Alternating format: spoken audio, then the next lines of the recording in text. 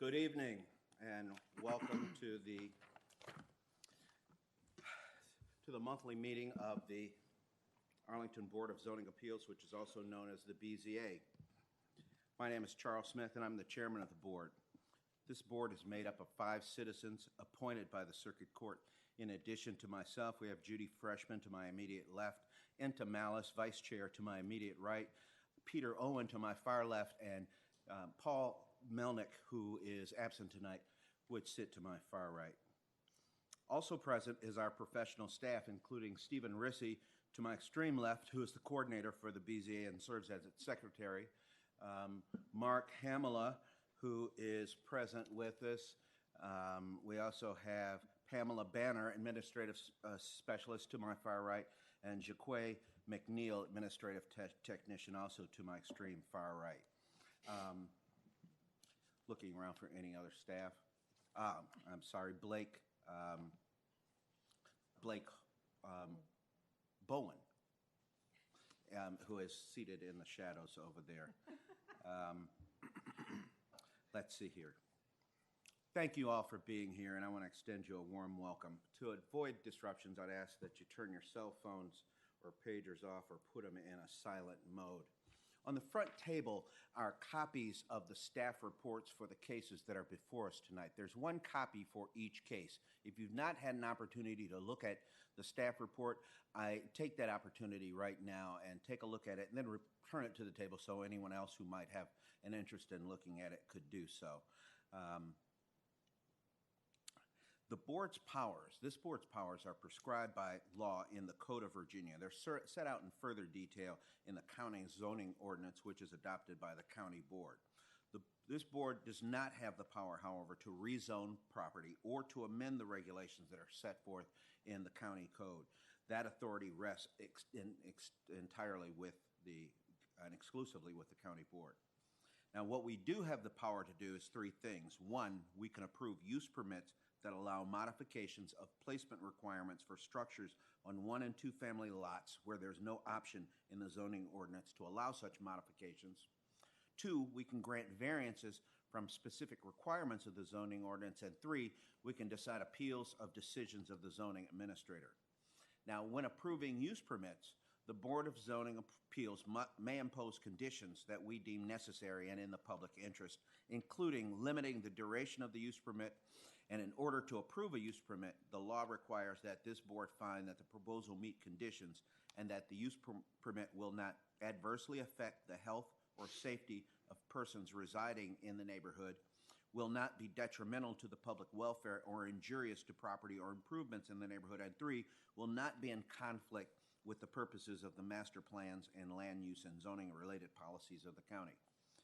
Now, to do this, the BZA shall consider whether the modification will promote compatibility of development with the surrounding neighborhood because the structure's overall footprint, size, and placement are similar to the structures on the property surrounding the lot in question, and whether the modification will help preserve natural landform, historical features, and/or significant trees and foliage. Now, when granting variances, the burden of proof is on the applicant to prove by a preponderance of the evidence that it meets the following criteria. The strict application of the ordinance would unreasonably restrict the utilization of the property, or that granting the variance would alleviate a hardship due to a physical condition relating to the property or improvements thereon at the time of the effective date of the ordinance, or that the granting of the variance would alleviate a hardship by granting a reasonable modification to a property or improvements thereon requested by and on behalf of a person with a disability, and the property for which the variance is being requested was acquired in good faith and any hardship was not created by the applicant. That the variance granted will not be of substantial detriment to adjacent property and nearby properties in the proximity of the geographic area. And that the condition or situation of the property concerned is of not so general or recurring a nature as to make reasonably practicable the adoption of an amendment to the ordinance. And that granting the variance will not result in a use that is not otherwise permitted on the property or change the zoning classification of the property, and that the relief or remedy obtained through the variance is not available through a special exception process as provided for under the zoning and/or subdivision ordinance. Now, when deciding appeals of the zoning administrator, our job is much easier. It is simply to use our judgment to determine if the administrator was correct. Now, this evening, cases will be called, and a brief staff report and recommendation will be given. Following that, board members will ask any questions of the staff which we might have. Next, applicants or their representatives will be given an opportunity to make comments to support the application or appeal. If they choose to make a comment, they must come forward to the podium in the front of the room so that their comments can be recorded for the record. Next, all speakers for an item will be called. Speakers must fill out a speaker slip, which is available on the table in front of the room. And they're at this corner on my right. After we hear from speakers for and against the proposal, the board may permit the applicant a brief opportunity to clarify any points. The board may ask questions of any speakers, but does not permit, and we won't condone, any cross-examination or direct questioning by others. We've deemed the following time limits for speakers to be sufficient: 20 minutes for applicants of appeals, 5 minutes for applicants of use permits and variances, and we've deemed 3 minutes for representatives of organizations and 2 minutes for individuals as sufficient. After the board has gathered all the information that we need and discussed the case, we'll decide the matter by voting on a motion duly made and seconded. A majority is needed to approve any motion. Any appeal from the decision of this board must be made to the circuit court in accordance with state law. After your case of interest is heard, you are welcome to stay for the balance of the session or leave at your convenience. Again, thank you all for being here, and I'd ask Mr. Rissy to please call the first case. Case number V-11496-19-VA-1 is a variance request by Sam Brook and Gail Weiss, the owners, to permit a total main building footprint of 3,313 square feet instead of 2,772 square feet as required for a one-family dwelling with qualifying front porch in the R6 zoning district. Regarding a new two-story left side and rear additions in the R6 zoning district premise known as 2321 North Tuckahoe Street. Staff recommends that the board adopt the attached proposed resolution denying the variance. A proposed alternative resolution has been provided should the BZA see fit to approve the variance as advertised. Thank you very much. Any staff have questions? Anyone have questions of Mr. Rissy? Mr. Chairman, Mr. Owen. on page 2 of the staff report, under proposed changes, the second to last sentence says all the proposed additions would increase the main building footprint to a non-conforming 3,313 square feet, parens 27%. It looks like maybe that 27% is an error, or possibly it's the 27% in the next sentence, or the 2 sentences down. As proposed, the additions increase the total lot coverage to 4,333 square feet, parens 27%. I would agree that that is an errant 27% and should read 21% as indicated on the application page. Okay, so that The first one, the main building footprint, 3,313 square feet or 21%. thank you. Thank you, Mr. Owen. Any other questions? Mr. Rissy? Hearing none, Sam Brook and or Gail Weiss, or both, welcome. Hi, thank you very much for the opportunity. Presume you've had an opportunity to review the staff report prior to tonight's meeting. Yes, I was sent a copy, a link to a copy, actually. And I've Is that mic on? yeah. Can you hear me? Okay, you might want Is that better? You can raise the whole podium. There's a button on the right-hand side. Oh, okay. So raise it up. Yeah. Is that louder? No, I guess. Yeah. Five Okay, very minutes good. for- Appreciate your thing. Oh, so I have how many? 3 minutes? Is that correct? 5 minutes. Okay. Well, this whole process started when I purchased the home last July, and as I was looking at it, I really loved the charm of the existing house and the existing two-story block of the house, which dates back to 1920. And my intention was to maintain that and then to basically build an assemblage of pieces, small additions that would, in aggregate, obviously make a larger house, but would be sensitively scaled to the existing such that they did not overwhelm that piece, and such that that piece maintained a larger or more import in the final composition of this house. The existing floor plate is about 20 foot 8 wide by about 30 foot 2 and 2 inches deep. It's one room with another room behind it, basically with a stair hall, and composing a series of pieces that were volumetrically smaller or within sort of the same basic within the same basic volume of the existing. In other words, not attempting to overwhelm it. What ended up happening is there are certain inefficiencies in the existing floor plate that get repeated throughout. In other words, almost like you're adding pieces to this in an attempt to then, in this case, not overwhelm it. This is sort of why I ended up with as much square footage as I do at grade. None of the additions that are being proposed exceed the existing mid gable height of the existing. In fact, that existing two-story block remains the tallest portion of the existing. So, and really what ended up happening is, as an aggregate of small pieces, it ends up occupying more of the lot versus getting taller, if you will, on the lot. Again, the notion here was keep it sympathetic with the surrounding environment. Keep the site is sloping 8 feet from Tuckahoe Street to Lee Highway. So across the width of my site, I have a fair amount of grade change to contend with. And again, the idea was to compose pieces that sort of stepped down into the landscape and kept the overall mass smaller, even though it is occupying more of the lot. Now, I'm at 21%.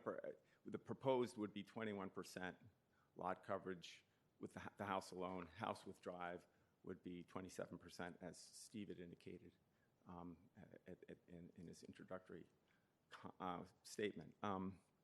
So those were the driving forces. And one thing I did do is I generated a model of the project, and I don't know if you would want to take a look at it, but this is that existing block that you're sort of looking at right that here. three-dimensional model, if you want to make that evidence in this case, you would have to actually... I just wanted to share it with you so that you understood what the thought process was. Sharing it with you means you want us to consider it, looking at it. But basically, It's the photograph that's attached. if you give it to us, we won't give it back. Okay, that's fine. That's fine. And it Again, provides a problem with filing. well, no, So I get that. Picture is a photo. Understood. Well, this was a way for me to study what it looked like on the site, but it was also a way for me to go to the neighbors and indicate at scale what the proposed. Is this a photograph of resulting. that? Yes, there's one photograph that's attached. Yes, sir. Okay. All right. That's correct. And of the 3,313 square feet of grade, there is also, I provided a lot of exterior porch area in the rear of the house. So it's not part of the overall front porch component. But the additional open porches that I have on the back and the sides total at about 274 square feet.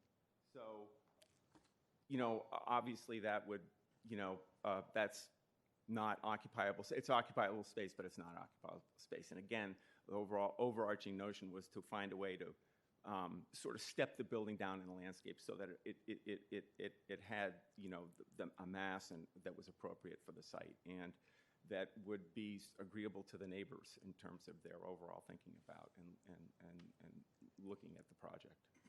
And that's it. Thank you. Okay, thank you. Any questions of the applicant? Just one quick question. Who's the architect for this project? Excuse me? Who is the architect? I am. Okay, that's what I thought.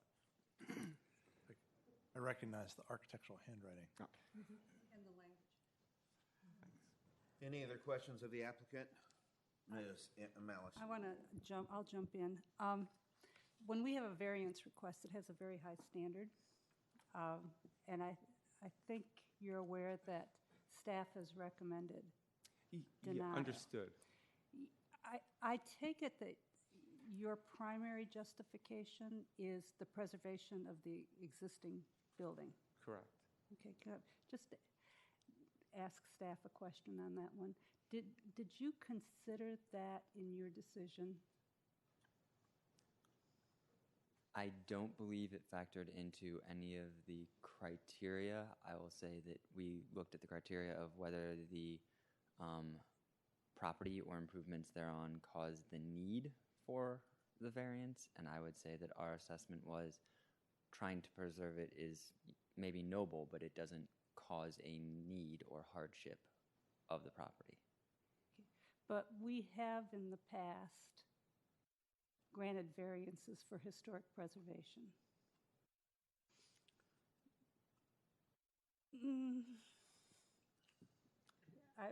One instance I'm thinking about is the Brown House. I don't know what the technical name of the property was. B-11198-16-VA-1 at You pulled it up. 5151 Okay. 14th Street North. We have, in the last year or two, approved a variance. But for your benefit, the process was different than the process that you're going through right now. It ended with us. It didn't start with us. Do you want me to explain what the process potentially could be? Or maybe you're familiar. I don't know that I am. Okay. As a matter of policy, Arlington values historic properties and encourages their preservation. And they have a historic preservation staff, and they have a historic preservation board that gets either advocates or gets very involved in projects like this. You're not familiar with that? Okay. No, I was concerned if I went to historic preservation, and this was probably a naive from my perspective, was that I would in some way get locked into fully maintaining some component part of the house that may not have been worth, in my estimation, maintaining. The house is 99 years old. It's not without its problems. I mean, if I were to go ahead and retain it, there were a number of existing conditions that would need to be mitigated while the process was ongoing. So, well, I think from our point of view, at least my understanding of where we are with the law, that as staff has indicated, they did not consider that as a justification. And therefore, I'm not sure you have a justification that would meet a legal criteria. Mm-hmm. Stop me if I'm wrong. But you have a pathway, and you sort of said that it might be too onerous. That path might be too onerous. Again, I'm not familiar enough with the process. I do know that there was a house down the street from my primary residence, which is just around the block from actually this address.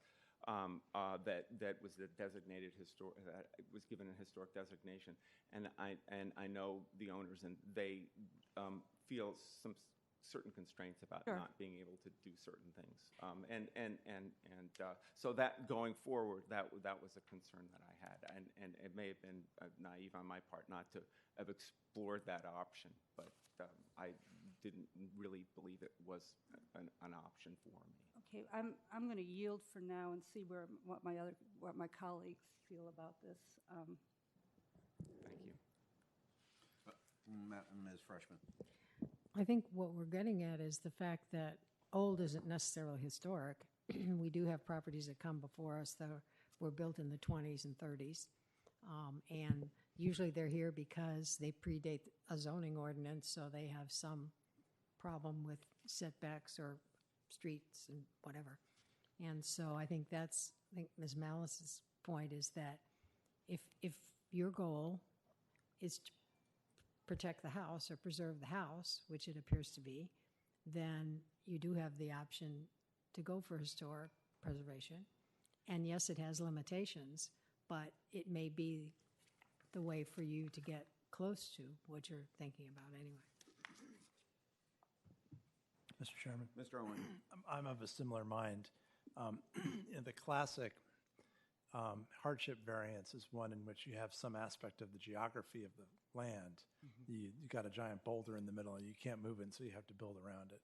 And I see, if there were a recognized historic structure that you had to build around and that you were building around in a way that effectively preserved it, then to me it would seem potentially a very classic variance approval.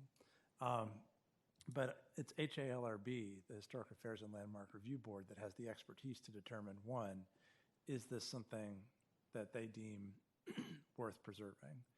And two, is what you're proposing effective preservation? And I think this house is charming. I'm not usually one who finds things charming or not charming. I usually have a different way of looking at things. So, I would love for this house to be preserved, but I just don't feel, as a BZA member, I don't feel competent to decide based on what we've seen, whether it's been preserved or not. In the back of my mind, I'm thinking about, the kind of questions that HALRB might ask is, was the fenestration preserved? Was the roof line preserved? And how much of the materials are actually original, and all that sort of stuff. And so the fundamental principle of allowing extra density, allowing extra square footage on a parcel in order to achieve historic preservation is very much an established Arlington County zoning policy. There's lots, the zoning code is replete with lots of incentives for people to build more than they would otherwise have the right to do if they will achieve appropriate historic preservation. So I think this would be, again, speaking for myself and not for the board, we have one board member who's not here tonight, so we don't know what he would think. But for myself, I would be very much inclined if HALRB said, yeah, definitely do this. This is much better than a tear down. Even though it's bigger and even though there's other elements, it's not purely this one building and nothing else, but, we think you should go for it. The other thing is, my understanding is you may have more flexibility than people who already have a historic designation, because you can do what you want until the moment it's designated. And then the designation requires that what you've done was sufficient preservation, but you don't literally have to get the approval, right? So you might be able to get, my understanding is you might be able to get more out of HALRB the last time you renovate before the designation than every subsequent time you renovate. You get what I'm saying? Makes I don't know if that's true. It might not be different, but it's at least a possibility that might be worth exploring. So if we have to decide this tonight, up or down, for me it's a clear down. I can't guarantee that it would be up the next time, but if HALRB was totally on board, I can't at this moment think of why I would say no. Thank you. Thank you, Mr. Owen. Mr. Chairman? Ms. Smellis? And of course, the other obvious solution is that you reduce the size of the house that you're planning, and then you can build it by right, and you don't have to go anywhere. Understood. So those are the options that I think you're weighing right now. Well, thank you very much. Any further questions of the applicant? We have no speaker signed up to speak for or against.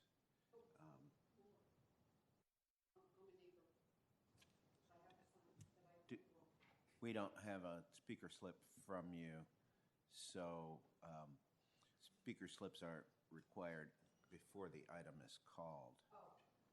Go ahead. Do you have something to add to what the applicant has? Yes. It's really short. Okay, well, complete the speaker slip when you finish, and come to the podium and give us your name and address. My name is Teresa Melcury. My husband and I, Joseph Creddick and I, we own the house right around the corner, so our backyard would fit, like, I sort of see the whole side of this house. So my address is 6550 24th Street, North Arlington. So I'm right around the corner.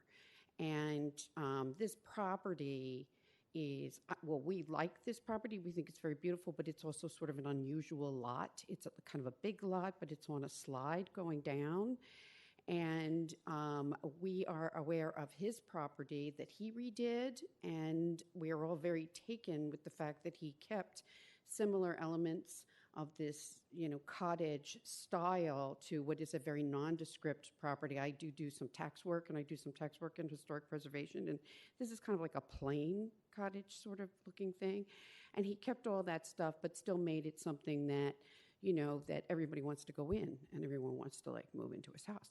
So we were very excited that he wanted to take on this project because it has a really weird slope and it has some other odd trees and elements that we know that people right down the street, they knock down a beautiful house and they're putting 3 houses on this little, it's 0.58 acres. So we were very excited about him taking this on and making it something that people really would want to live in with all the modern amenities like the garage and all those other beautiful things, but still keeping it, nice and sort of scaled down and not the weird additions that we see that people are doing by right, which are all over the neighborhood and odd. And we are one of the ugly houses. We're the 1965 split foyer. But so anyway, that was we thought that his was a very good solution for a kind of a larger than normal lot, and it still maintained all the water flow and how everything and that went. And we have some very, very picky neighbors on either side of him, who one is a bit of a recluse and never signs on for anything, but he agreed and liked it. And the other one is a very difficult but very nice actress, and she signed on and agreed with it. So we are sort of a close community. They would not be able to come. Mr. Purley doesn't really leave his house that much. But anyway, so that was our thoughts. We were very excited about the whole thing, and we thought that it was a very good solution because otherwise we're going to end up with the same crap that everybody else is building up the street. Okay, thank you. Thank you very much. Complete that speaker slip and I will submit it to the complete clerk. Thank you very much. Any, Don't go away. any questions, any further questions of the applicant? Nothing for the applicant, but Okay, the matter is with the board. you can sit. Ms. Malice? Okay, thank you very much. Yeah, I feel similar to Mr. Owen that this is charming. The setting is charming, and building around it to preserve it is worthwhile if it can be justified. It reminds me of a great deal of a property in Boulevard Manor that was kind of the remaining farmhouse of a farm there, and they failed to preserve it, and it became a unified residential development that looks like everything else in Arlington now. So, I think your goal is very worthwhile. I think you'd get I'm guessing you would get a good reception from HALRB. It certainly would be worth exploring with them and then deciding kind of if you can live with whatever restrictions they might impose. My question for us is this a deferral? Or I haven't heard any sentiment, thank you very much, Ms. Malice, with any of the other members for the need for a deferral for any purpose. I personally don't see how, absent a change in the design with respect to its size would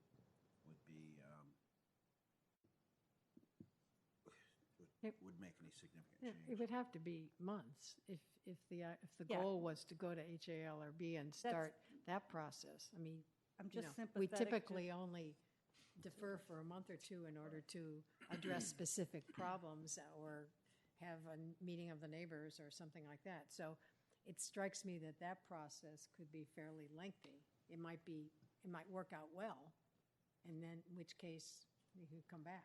But unless it's a very long deferral, I don't even know. I assume that's within our ability to do. I just, and there's fees involved and stuff, and Yeah. that was the only thing.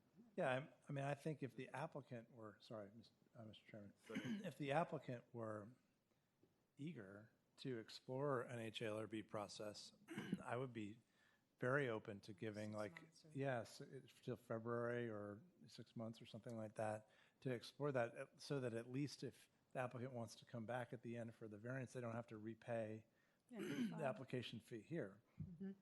But it just depends on, I mean, I don't want to clog up our docket unnecessarily either. So if the applicant is just not interested, then we could finish tonight and move on. And so I think it's really up to the applicant's choice.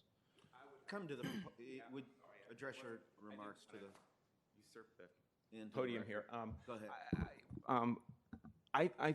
I very much appreciate your guys' very thoughtful reflections on this. I would have to say at this point, I'd likely not to pursue the process simply because it's been a very long process getting to this particular point for me, and I really can't justify sort of keeping this as an open issue going forward and still with no, and I very much appreciate, you're being creative, Mr. Owen, relative to what you're suggesting. But I would have to say that, again, it's been a very long process, and I think the county does force you to put together good documentation, which is correct. You do the right thing. That said, it takes a lot of time to do it, and I'm probably not going to pursue that. But please, thank you, and like I said, I appreciate your comments. Okay. Thank you. This matters with the board. Motion? Ms. Freshman?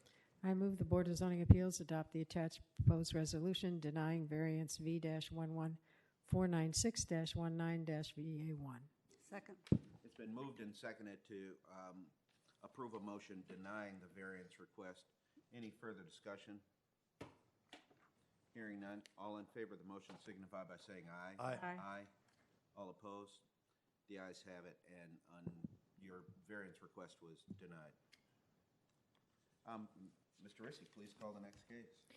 Case number V-11497-19-VA-1 is a variance request by Larry and Catherine Chatu. The owners permit a total main building footprint of 31% instead of 30% required for one family dwelling without a qualifying porch in the R6 zoning district regarding a 2-story rear addition and 1-story side addition in the R6 zoning district on the premise known as 886 North Jefferson Street. Staff recommends the board adopt the proposed motion to withdraw the subject use permit request per the written request of the applicant. Thank you very much. Any questions of Mr. Rissy? Mr. Chairman? Ms. Malice?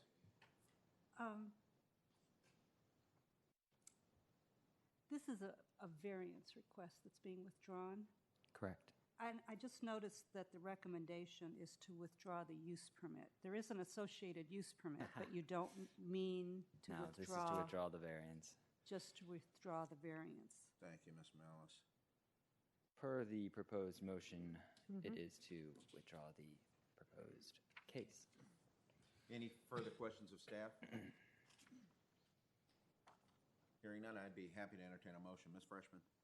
I move Board of Zoning Appeals withdraw the application for the variance request in case V-11497-19-VA1 from the BZA consideration per the request of the applicant's agent.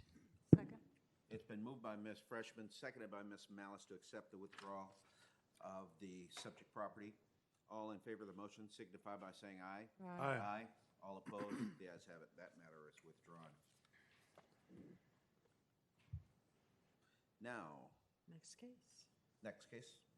Case number V-11497-19-UP-1 is a use permit request by Larry and Catherine Chatu, the owners, to permit a rear setback of 20 feet to the fireplace, 18 feet to the wall and pergola, 17 feet to the eave instead of 25 feet to the fireplace, wall and pergola, and 21 feet to the eave as required from the rear property line regarding a 2-story rear addition and 1-story side addition in the R6 zoning district on premise known as 886 North Jefferson Street.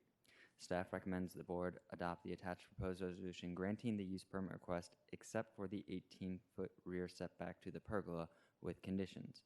And I'd ask you to please note there is supplemental material for this case that came in after the application packet was assembled and printed. It is a letter from the applicant's agent explaining the outreach. Nope. It is the letter from the applicant's with the petition from the surrounding neighbors. Thank you very much. Any questions of Mr. Rissy? Just Could you Freshman? clarify that you recommend granting the use permit with an exception, Yes. which is a little bit unusual, so. The applicants had essentially requested to withdraw that portion of the use permit that was causing the need for the variance. Okay. And so I don't want to recommend approval of something that we just withdrew the variance Got it. for. Okay, thank you. But the proposed resolution, Mr. Chairman, Thank you, Mr. Owen. Go ahead. the proposed resolution in line 3 says 18 feet to the wall and pergola. So we need, So that would be, when the time comes, that You can needs to go. strike pergola. Yeah, But it's still 18 feet to the wall without the pergola? It is 18 feet to the wall. without the permit. Okay, so when we get there, So it's still 18 feet, just not a pergola. Correct. okay. Okay. Mr. Chairman?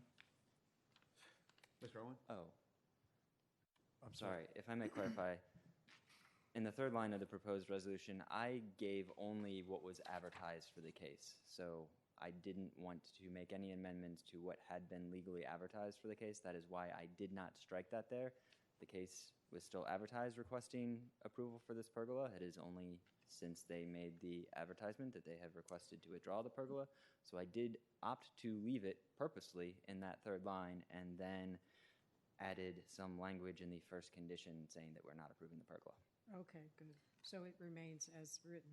Yes, so it remained as advertised. Okay. Got it. So, okay, Catherine and Larry. Okay, so therefore, in the first resolve, the first condition, subject to the following. Gotcha. Mr. Chairman, Mr. Owen, additional question for staff. go ahead, please. In the existing conditions in the staff report, it says there's currently an 8.9-foot setback from the left side property line, and the proposed changes involve an encroachment of 8.5 feet to the right side property line, suggesting that the total setback on both sides of the property would be 17.4 feet. Isn't there an 8-foot, 18-foot combined both sides minimum? There is, I believe, at the time the review was done, they were taking the 10.9 foot left side setback rather than the 8.9 that I identified as the overhanging portion. I'm sorry, I don't understand. Are they, the advertisement proposes no relief from right, left, or aggregate setback? Correct. And is it your view that it's by right as to its right, left, and aggregate setback? My view is that the plan reviewer reviewing the case determined that there was not a need for a right, left, or aggregate reduction Can you Because- explain why? because Well, they it's- used the 10.9 feet and the 8.5 feet to determine the aggregate. Is the only reason I could give you. Is that correct? Where's, 8.9. what's 10.9 feet? 10.9 feet is the left front corner of the structure. But not the closest point. But not the closest point. It could be there are reasons that the overhang was not counted towards the aggregate that could have to do with 10.9. it reaching down to the floor plate or not as a allowed encroachment. I'm unsure. But the only reason I can tell you why it would not need a reduction in the aggregate setback is only if they were using the 10.9 and 8.5 foot setbacks. Well, how would we know that? Only by lack of request in the advertisement. So we're presuming it, but we don't actually know it. We're being asked to presume it. Mr. Chairman, I have an additional question. Yeah, go ahead, Mr. Owen. That's, The existing conditions state that the existing dwelling was constructed in 1956 and that it is a non-conforming 22 feet from the rear property line. What year did the 25-foot rear setback, what year did the 25-foot setback to the rear property line rule come into place in Arlington? I cannot say definitively when the 25-foot rear setback came into. Was it before or after 1956? My understanding was that we've had it probably since the 1950 was passed. that would be mine. It was in the 1950 revision. And And so what part of the home is currently only 22 feet from the property line? I believe that to be the left rear corner of the property. Is that part of the wall or a porch or? No, it's the actual house. My understanding is that is the wall of the property.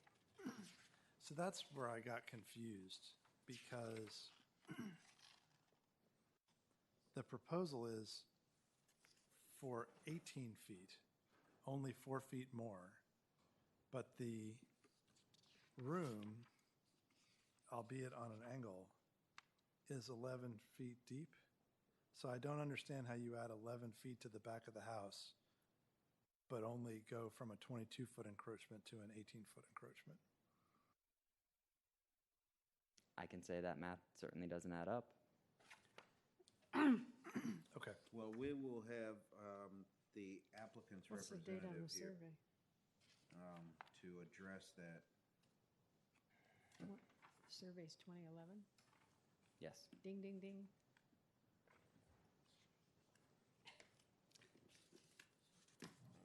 This does look like Yeah, it's 'cause this 11 angle feet. doesn't seem steep Okay, enough. any more questions of Mr. Rissy? We've added 6 feet. And he might be able to answer. Okay, Okay, applicant? Larry and/or Catherine Chatou, do we have a speaker slip on this case? Okay. Mr. Chatou? Welcome. Hello. You heard that series of questions. Yes, and unfortunately, the architect had a stomach bug this afternoon, and so Okay. she said, "Oh, this should be pretty easy. No problem without me." Oh, dear. Because Ms. Riddle-Moser usually comes. Right. So the question involves this this plat that we're looking at, and it looks like the rear yard setback being requested is 18 feet, yet based on what we think existed before, an 11-foot deep addition would result in an encroachment greater than 18. Are we missing something? So you mean how far back it's going to the? So it's 11 feet to my neighbor's backyard. It'd be 11 feet to your neighbor's backyard? No. Oh. We're the talking rear- about the rear yards. Talking about this addition. Yeah, and- the addition. And then the separation from the addition to the property line, the rear property line, So the new family room. whatever it is. Yeah, I guess it is. Yeah, there's a 11-foot by 14.25-foot addition on the rear, right? Yes, sir. So, from the corner of that addition, on the plat, it shows 18 feet, then 17 to the eave, to the rear lot line, right? You see that? At the very top of right where the lettering Lot 22 is? See where there's a number, 18 feet? I'm sorry. Can I approach so you can? Yeah, Okay, sure. Yeah, well, it's, see this dimension from the rear? Yes. That says 18 feet. This is the addition. It's 11. That's 11 feet deep. Right. So is that, we're going to get some clarification from Mr. Rissy. We sure are. Thank you. I just pulled out the application paperwork. I measured it right now as 27 feet from the rear property line to the Okay. corner of the rear house. Existing, Existing. 27, not 22. 27. So it could have Big been a difference. bad measurement. Yeah, It could have been on an unscaled plat. But that was a bad measurement and is leading down a bad line of questioning that may not need be necessary if it 8-year-old is survey? 27 feet. Well, Odd. are you sure that it's not measuring to the porch? no, it's this No, corner. No, I am currently measuring with the scale at the desk from Yeah. the rear property line To the wall? to the wall. And what's the measurement to the porch? What porch? There's a mean stoop the The steps? deck, the existing Deck. wood deck. But it looks like only part of it is colored. Does that mean the other part doesn't exist?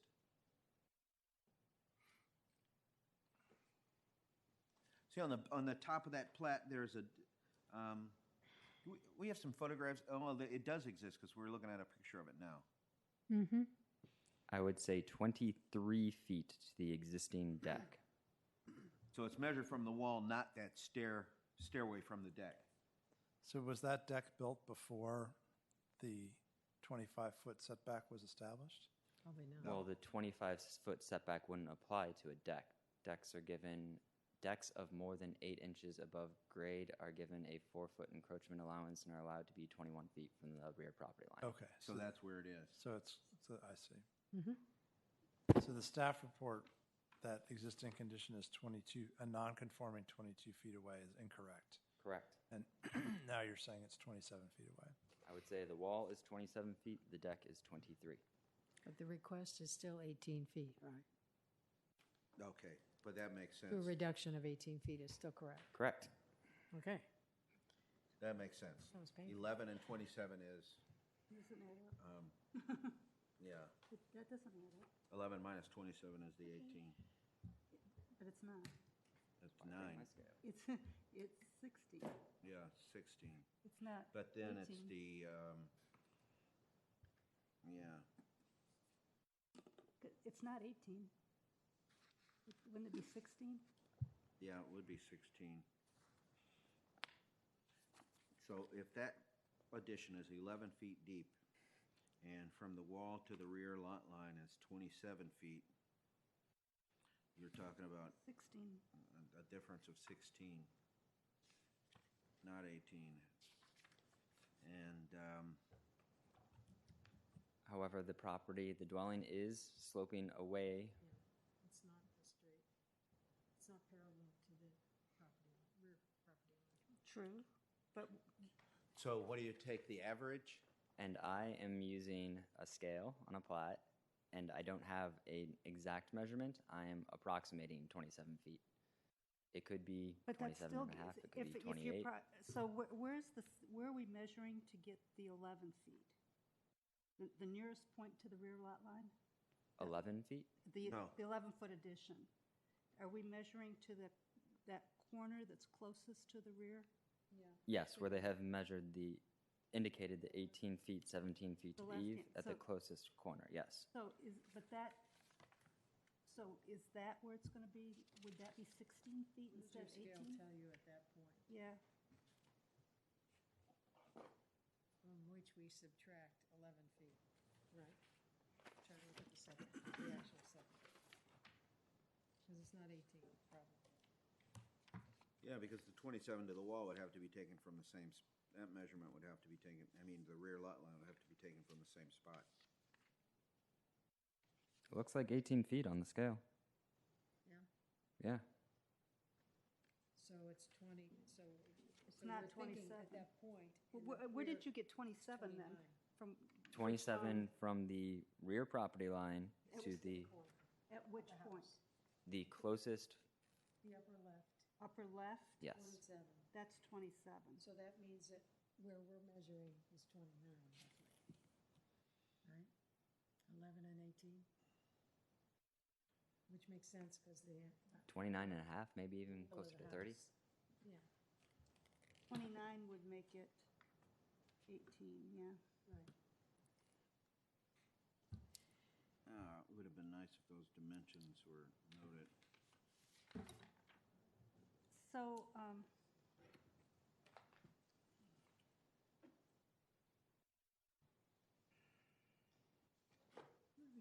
Well, on the one hand, granting the use permit would then constrict the building to that size. So whatever they did, they would have to comply with what was granted. And if that meant changing the dimensions of this from, Might make the room 10 feet deep instead. yeah, But that's what it would be. You'd have to have it properly measured. yeah, because this is, with the angle, well, the applicant may not want that outcome. he may not. You may be better served by having the architect come to help flesh this out. We could defer it 1 month because there's a question about these dimensions. Because on one corner, the building is at an angle to the rear lot line. It's not parallel.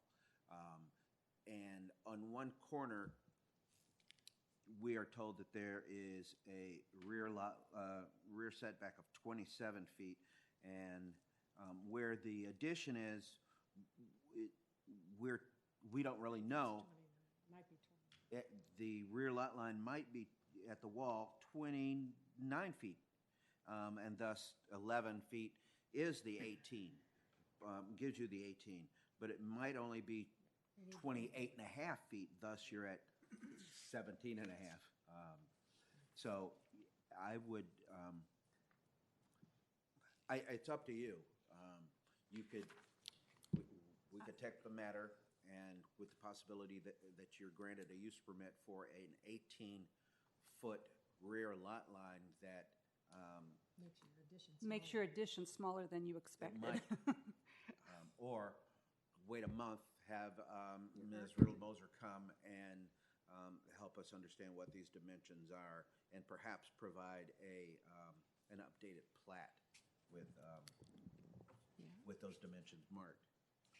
I think the important thing is that not only that you have the addition that you want with the whatever appropriate setback might be approved, but also that whatever is adopted, all of these documents go with it. Mm-hmm. So we clearly have a plat. It's not a new plat, so it may not be quite as accurate as the newer ones that are all computerized, but also we need to have accurate measurements.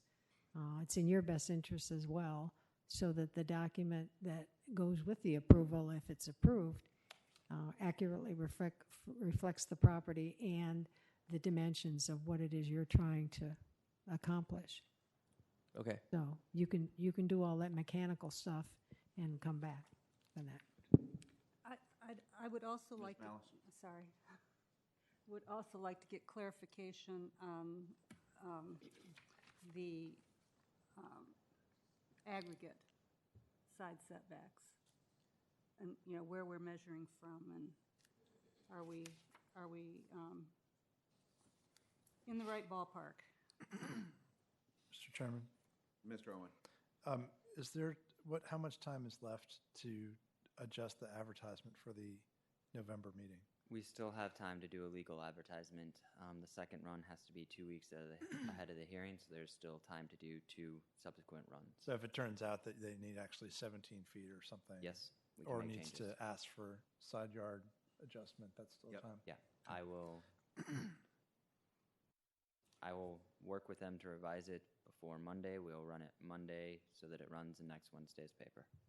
Hopefully your architect is well enough soon to help. Yeah, she comes frequently. We've seen her on a number of cases. In fact, last month she was on a case here. So, Ms. Freshman. I'd just like to acknowledge that we did receive the supplemental material with your petition of neighbors completely surrounding your property, which is exactly what we want and need. So thank you for that. Sure. That was extremely helpful. Thank you for doing that. Mr. Chairman, I have additional questions for staff. As long as we have the additional time, I had some questions about the table on page 3. So the first one listed is actually, as it happens, the immediate rear property to this parcel. Mm-hmm. And it says 5618 9th Street North, rear setback only 3.5 feet, identified as an unbuilt addition with a variance approval from 1972. Is that still an in-force variance?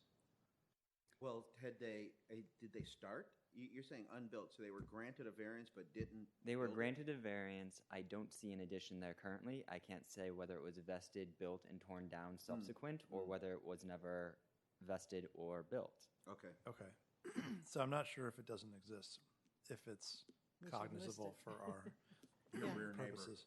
The next line says 5514 to 5519 9th Road, 8 feet, and it's for a dwelling wall.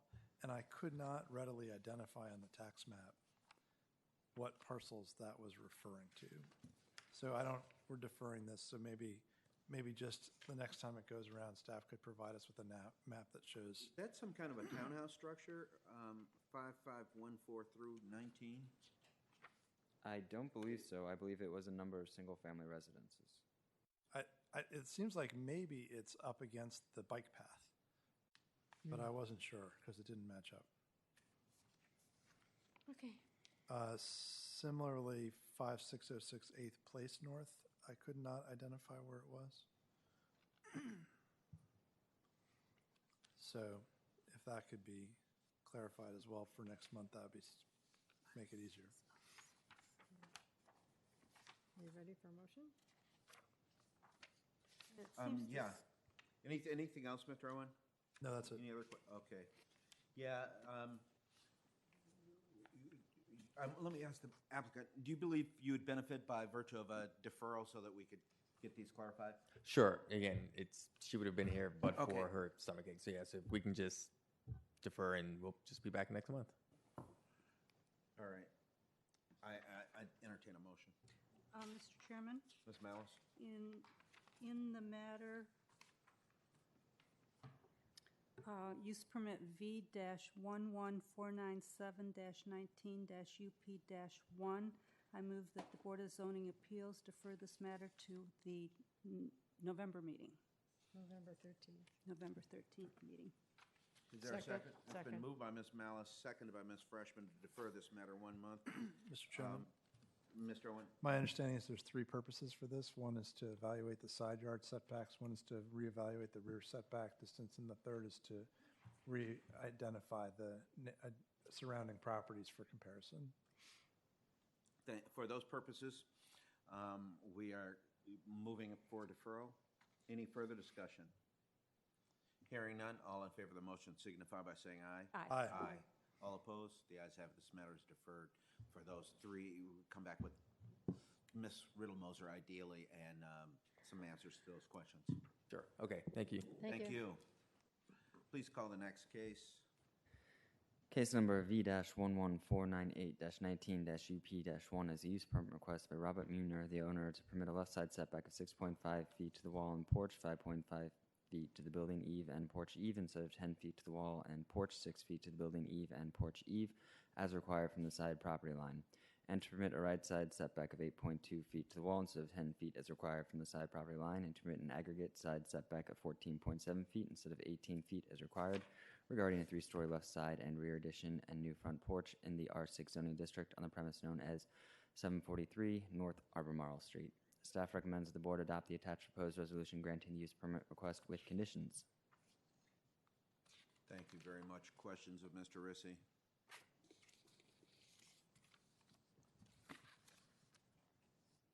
Hearing none. Mr. Munier. Welcome. Anything to add? No, not really. Any questions of the applicant? The only one that was written was requesting another setback on the right side. I know the aggregate is an 18, so I'm guessing that's why it was written that way, but I have 8.2 on my right side, so I didn't know if I had to actually apply for the right side variance or just the aggregate. Because the right side is the 6.5 rather than the 10, and then the 8.2, I didn't know if the writing, if that's just the way it was written, or I'm actually applying for a variance on the right side also. Yes, the request does include the reduction of the aggregate for the total lot. Okay.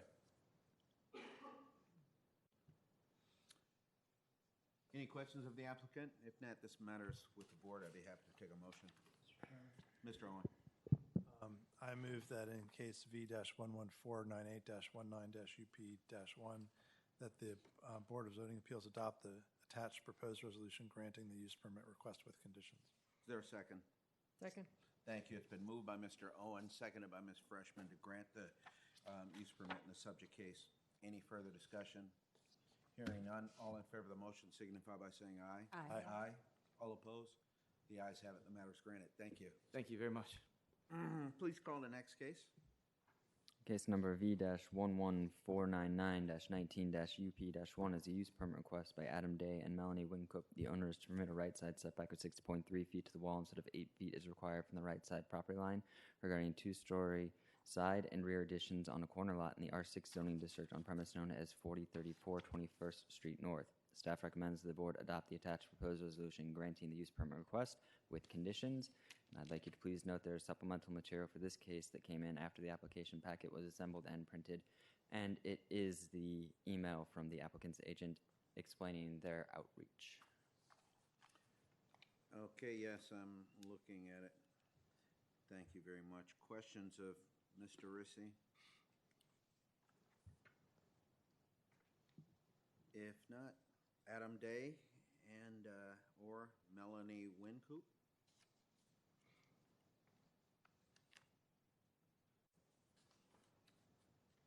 Welcome. Hi, good evening. You must be Mr. Day. That's me. Welcome. Thank you. Anything to add? Just in addition to that email, I do have the a signed consent from my other neighbor with that basically encompasses the two contiguous properties that will be most directly affected by the proposed variance and the renovation. Can you give the name and address of the? Sure. It is Pat Donnelly, and he is at 4035 20th Road North. Pat and Ann Donnelly. Okay. And you probably should give that to the clerk.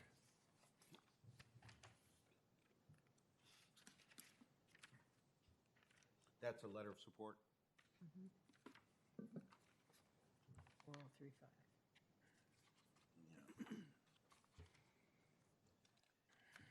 Anything else? No, other than that, we love the neighborhood and we like the house. We just want to make some minor improvements and hope that this variance will, get approved so we can, do that little bump out. All right.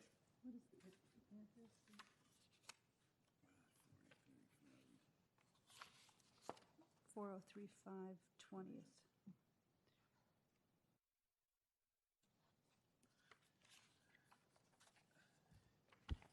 Works for me. Okay.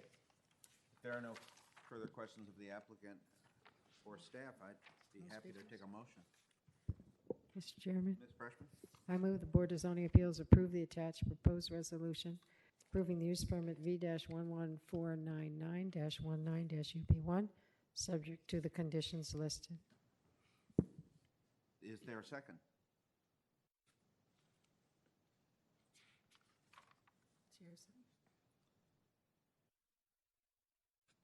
Well, I'll second the matter. Good grief. Okay. Any further discussion? All in favor of the motion signify by saying aye. Aye. Aye. All opposed? The ayes have it. The matter is granted. In the world. Thank you. Thank you. Please call the next case. Case number V-11500-19-UP-1 is a use permit request by Justin and Hope Jarkowski. The owners to permit a street setback of 13.2 feet to the wall and stoop, 12.2 feet to the eave, and 11.2 feet to the window well, instead of 25 feet to the wall, 21 feet to the stoop, eave, and window well as required from the 3rd Street North. Regarding a new one-story addition over basement and window well on a corner lot in the R6 zoning district on the premise known as 243 North Highland Street.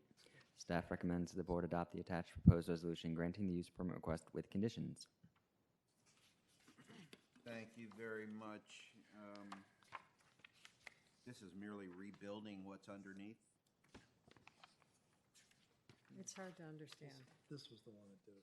There was a 3D rendering that you can compare the before and after, and that was the only one I could figure out what was going on. This one? No, this one, Oh, A14, and then there's another one that A14 compares to. Okay, yeah. Oh, yeah. A14 shows the existing one-story structure on the masonry piers to be removed, and then you can see on A7, which is oddly enough later. behind it. Behind it, you can see what the change is. Okay. yeah, the roof line has moved. It's pretty confusing. That wall is still parallel on the back,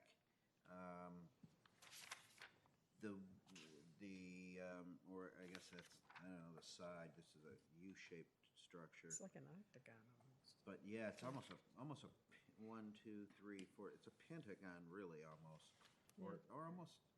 It's not 8. It's either 5 or 6 sides. But that wall does, the proposed addition wall where the pillars are, that is, and I guess that's showing on A14, showing. Well, I'm trying to understand what that little block on the bottom, that the new wall, placement of the new wall? Yeah, that must be it. I think that is the That must be it. footprint of the A7. Where it's going to be found. We'll find out. We'll have the applicant here. We'll get some, or their representative. Okay. Any other questions of Mr. Rissy? Yeah, thank you, Mr. Owen, for helping identify the salient documents. Because I thought it was just going straight up, but it's slightly different. All right. Justin and/or Hope Jarkowski.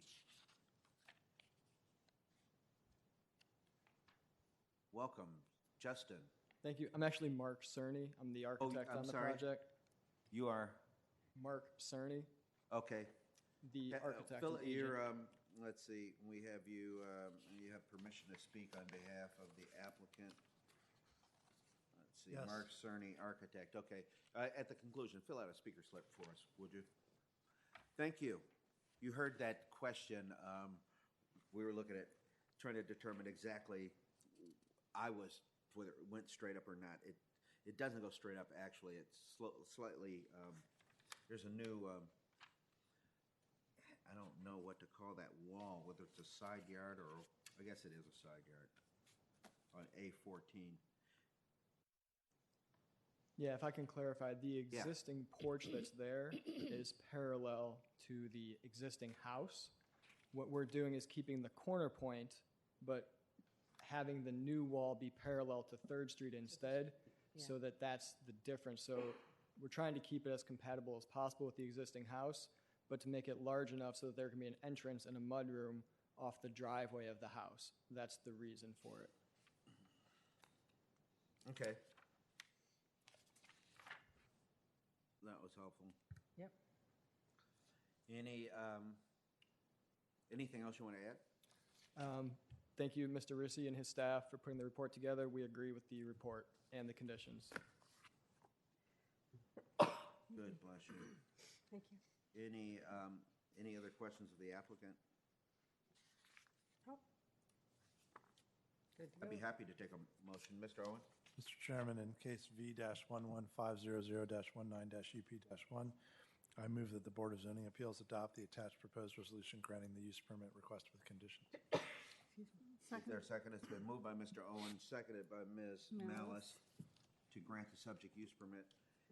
Hearing no further discussion, all in favor signify by saying aye. Aye. Aye. All opposed?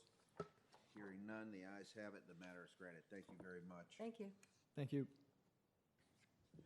Please call the next case. Case number V-11501-19-VA-1 is a variance request by Jacqueline Siegel, the owner, to permit a total main building footprint of 33.8% instead of 28% as required, and to permit a total lot coverage of 40% instead of 38% as required for a one-family dwelling with qualifying front porch in the R8 zoning district regarding a new rear screen porch over existing deck and deck expansion in the R8 zoning district on the premise known as 1627 North Greenbrier Street. Staff recommends that the board adopt the attached proposed resolution denying the variance. A proposed alternative resolution has been provided should the BZA see fit to approve the variance as advertised. Thank you very much. Questions of Mr. Rissy? Mr. Chairman, Mr. Owen?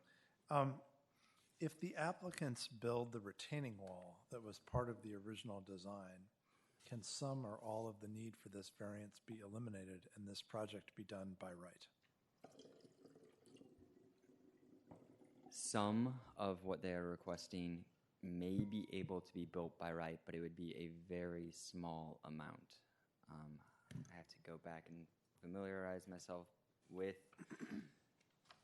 The approved coverage was, I believe, something very close to the allowable coverage. And so did not leave much ability for the deck to be converted into something that would be counted towards the main building.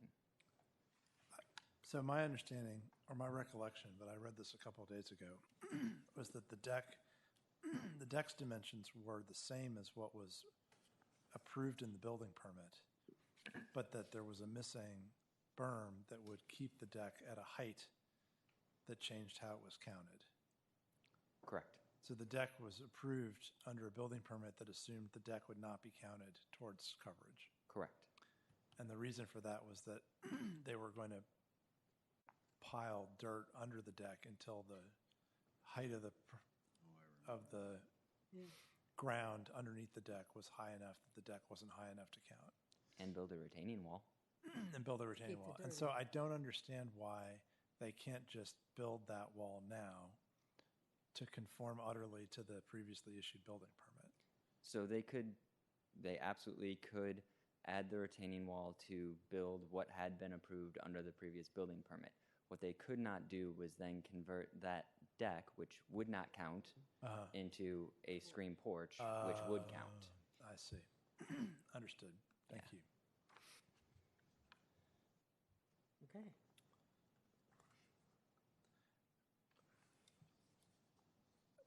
So my other question is, staff analyzed as part of the staff analysis included the question of whether or not the property was acquired in good faith.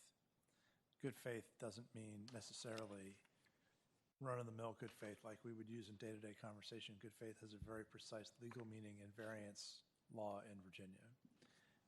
And I'm wondering, is it staff's view that good faith under variance law in Virginia includes acquisition of a property that was already in violation of the zoning ordinance at the time of purchase? Well, before I answer that, I would say that I'm not clear that the applicants knew that the property that they were buying was in clear violation of the zoning ordinance. You think that knowing that it was in violation is part of what is needed to determine good faith or not good faith under the law, under this law? I would say that certainly contributes. I would say that you cannot feign complete ignorance, and there should be some due diligence. But I would also say these are folks that were buying a house that was recently completed, and so the reason to believe that it was not meeting the requirements of the zoning ordinance should be small. Did this house require a certificate of occupancy? I don't know. What? I'm just wondering. What I'm not inspection? familiar with the permit process for new home construction. So you get your building permit, and then you build it. And can you occupy it without further zoning or code inspections? My understanding is that new structures require a certificate of occupancy to occupy them. Okay. And so was this granted a C of O, notwithstanding the fact that it wasn't built to the building permit? The thing is, we don't know whether it was built to the building permit and renovated afterwards or not built to the building permit. We can't say if that retaining wall was put in at some place and later removed or never put in. I just don't know. I see.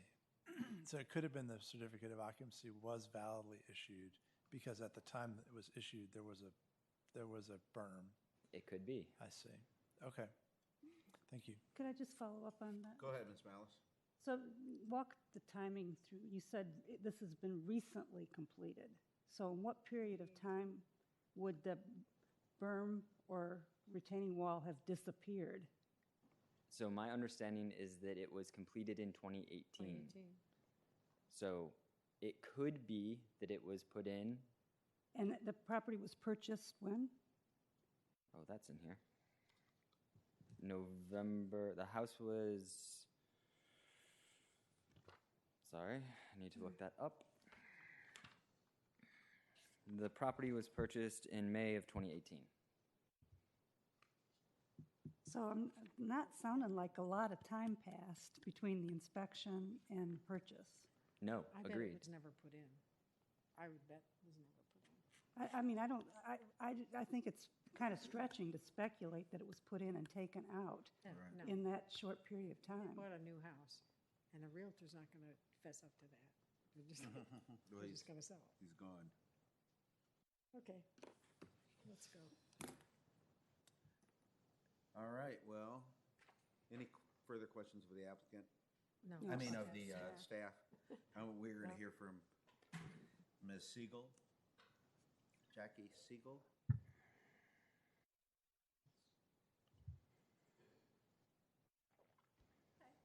Hey. Hi, maybe you can help us with our struggle. You are Ms. Siegel? I am Mrs. Siegel, Welcome. yes. This is my husband, Elliot. And his name? Elliot? Elliot, welcome. So, you heard that discussion about, I sure did. But Ms. Siegel, you're the only owner, is that correct? That is correct. Okay. Well, I mean, we're on the deed together, but No, but you bought it new. we're the only people who have lived in the house. Right, new. Correct. But your husband's not on this report, so I'm just wondering if he's not an owner. He is He is mentioned on the indeed. disclosure statement. He's on the disclosure statement. Yeah. He just isn't around much when Amanda and I are doing all the stuff in the backyard. Okay. Okay, we're not going there.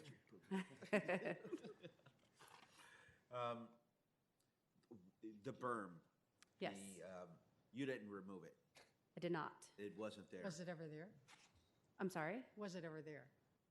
I wasn't there for the inspection of the home, so No, I mean, was the berm ever there, as far as you know? not when we moved in. Okay. That was what we surmised. And I didn't really, when we were at closing, I didn't pay attention to all of that stuff. Got it. That's not really my forte. We're thinking about pictures on the walls. Right. Any other questions of the applicant? Do you have any comments on anything in the staff report? They're recommending denial.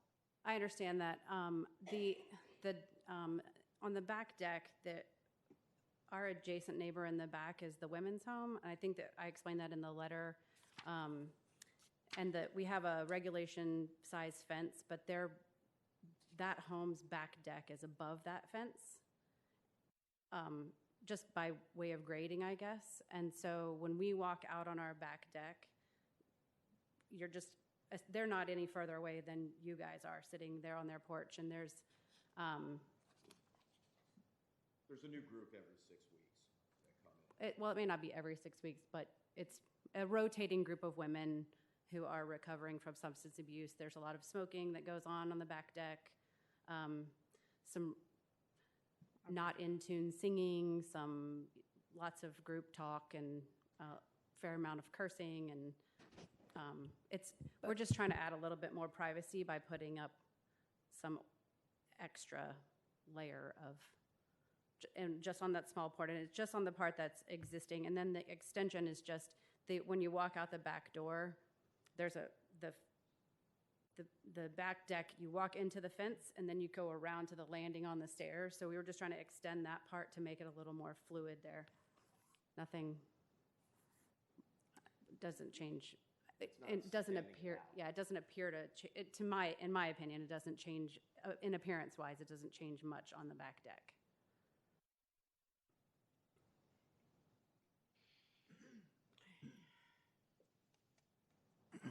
The challenge is whether or not we're allowed to recognize that circumstance for purposes of granting a variance. So you saw our struggle earlier with someone who was saying they were preserving a house. And we said, well, that might be okay if you get the certifications that it's really a preservation of a house. But just us sort of feeling you're preserving a house, that's not enough for us to grant a variance because the standard for variance is so high.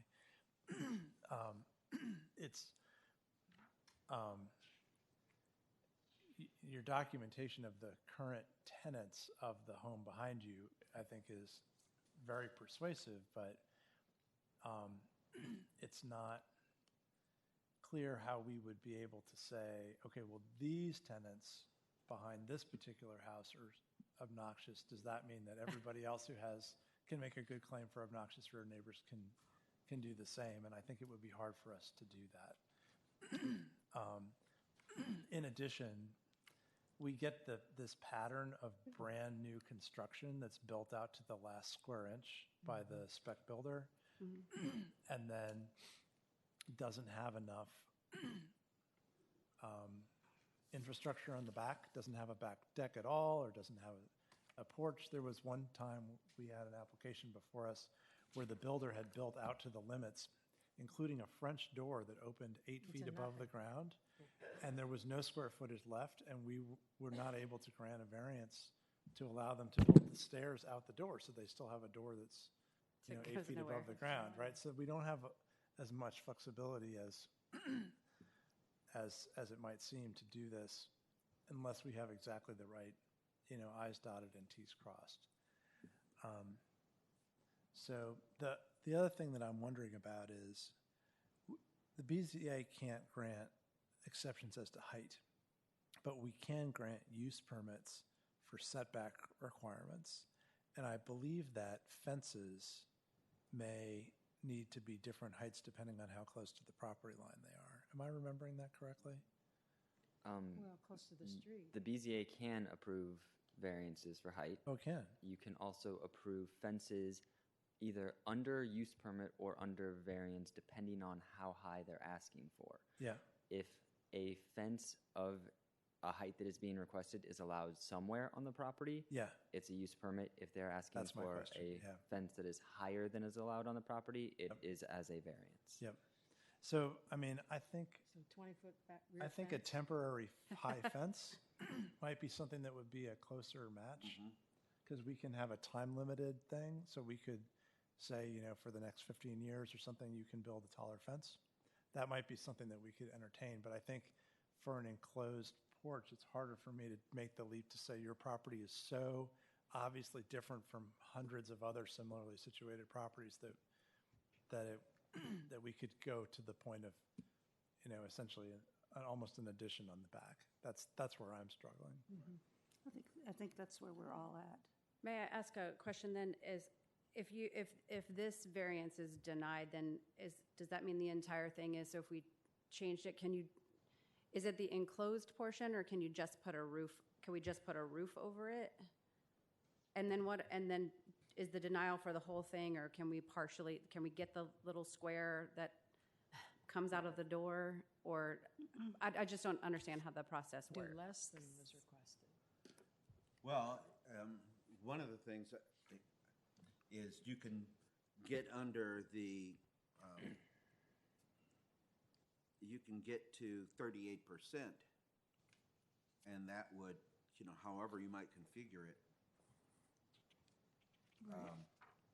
So if you look at the size of the deck that you have, if you can adjust that, see, Then it's by right. If Then- get then below you don't even have to 30%, come back. 30%, you don't have to even talk to us at all. So if we reduce the size of the deck altogether, or even the screened-in portion part, I think it's what makes it count towards coverage. So a screen porch counts towards coverage, where a deck that is less than 4 feet above grade does not. A roof overhang does not count towards coverage, but if that roof is supported by columns from a platform, then that roof overhang is a porch. Yeah, I know. We can work out. if so we- I think the advice that we're giving you is to figure out if you can't solve some of your problem by right, simply by adjusting the size of the deck, and finding out, what parts could be covered and how. I don't think a screen porch is going to be in the cards, though. Ms. Freshman. I think you've already heard a number of ideas, are relatively sensible and some that aren't necessarily. But it strikes me that working with staff, you may be able to come up with a solution that would pass the sniff test or even become a by right solution.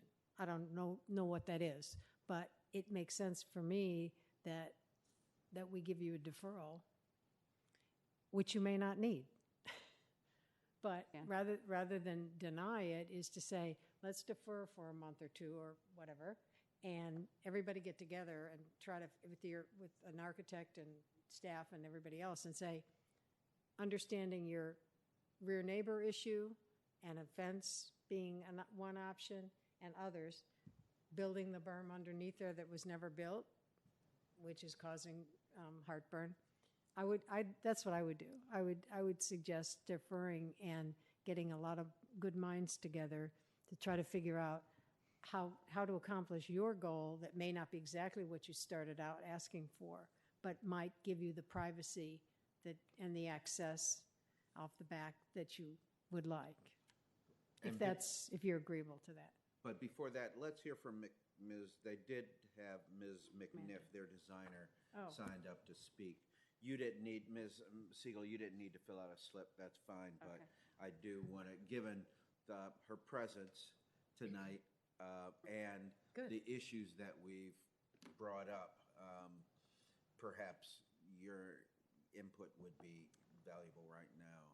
Yes. So I guess just to clarify a couple of things.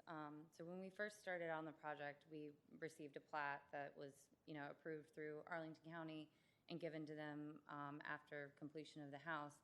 And I literally read the numbers that are on there, which are fully in compliance with their lot size. So I looked at it, called zoning. They said what the requirements were, and I was like, great, we've got X amount of square feet to work with. We should be able to do this, and it's a breeze. And it wasn't until we came in and they were like, oh, actually, this is, not gonna work out. But technically, they purchased the home with this lot coverage amount that's already over the coverage. And so we're asking to, if it's already been done, and if anything, we're actually putting in more measures to help with the water mitigation of runoff and adding new trees and things like that, which a lot of other people are just ready to build and not do anything that is actually green for the property. So we're essentially not really adding to the lot coverage by putting this roof structure above. The only thing that would be actually adding to lot coverage is that little 30 square foot piece, which I understand if we deferred, we could drop that off, and then we're not asking to actually increase the lot coverage at all. We're just asking if we can build over top of an existing structure that they bought with, and I don't know the exact legal terms of this, but good faith, that they could utilize it.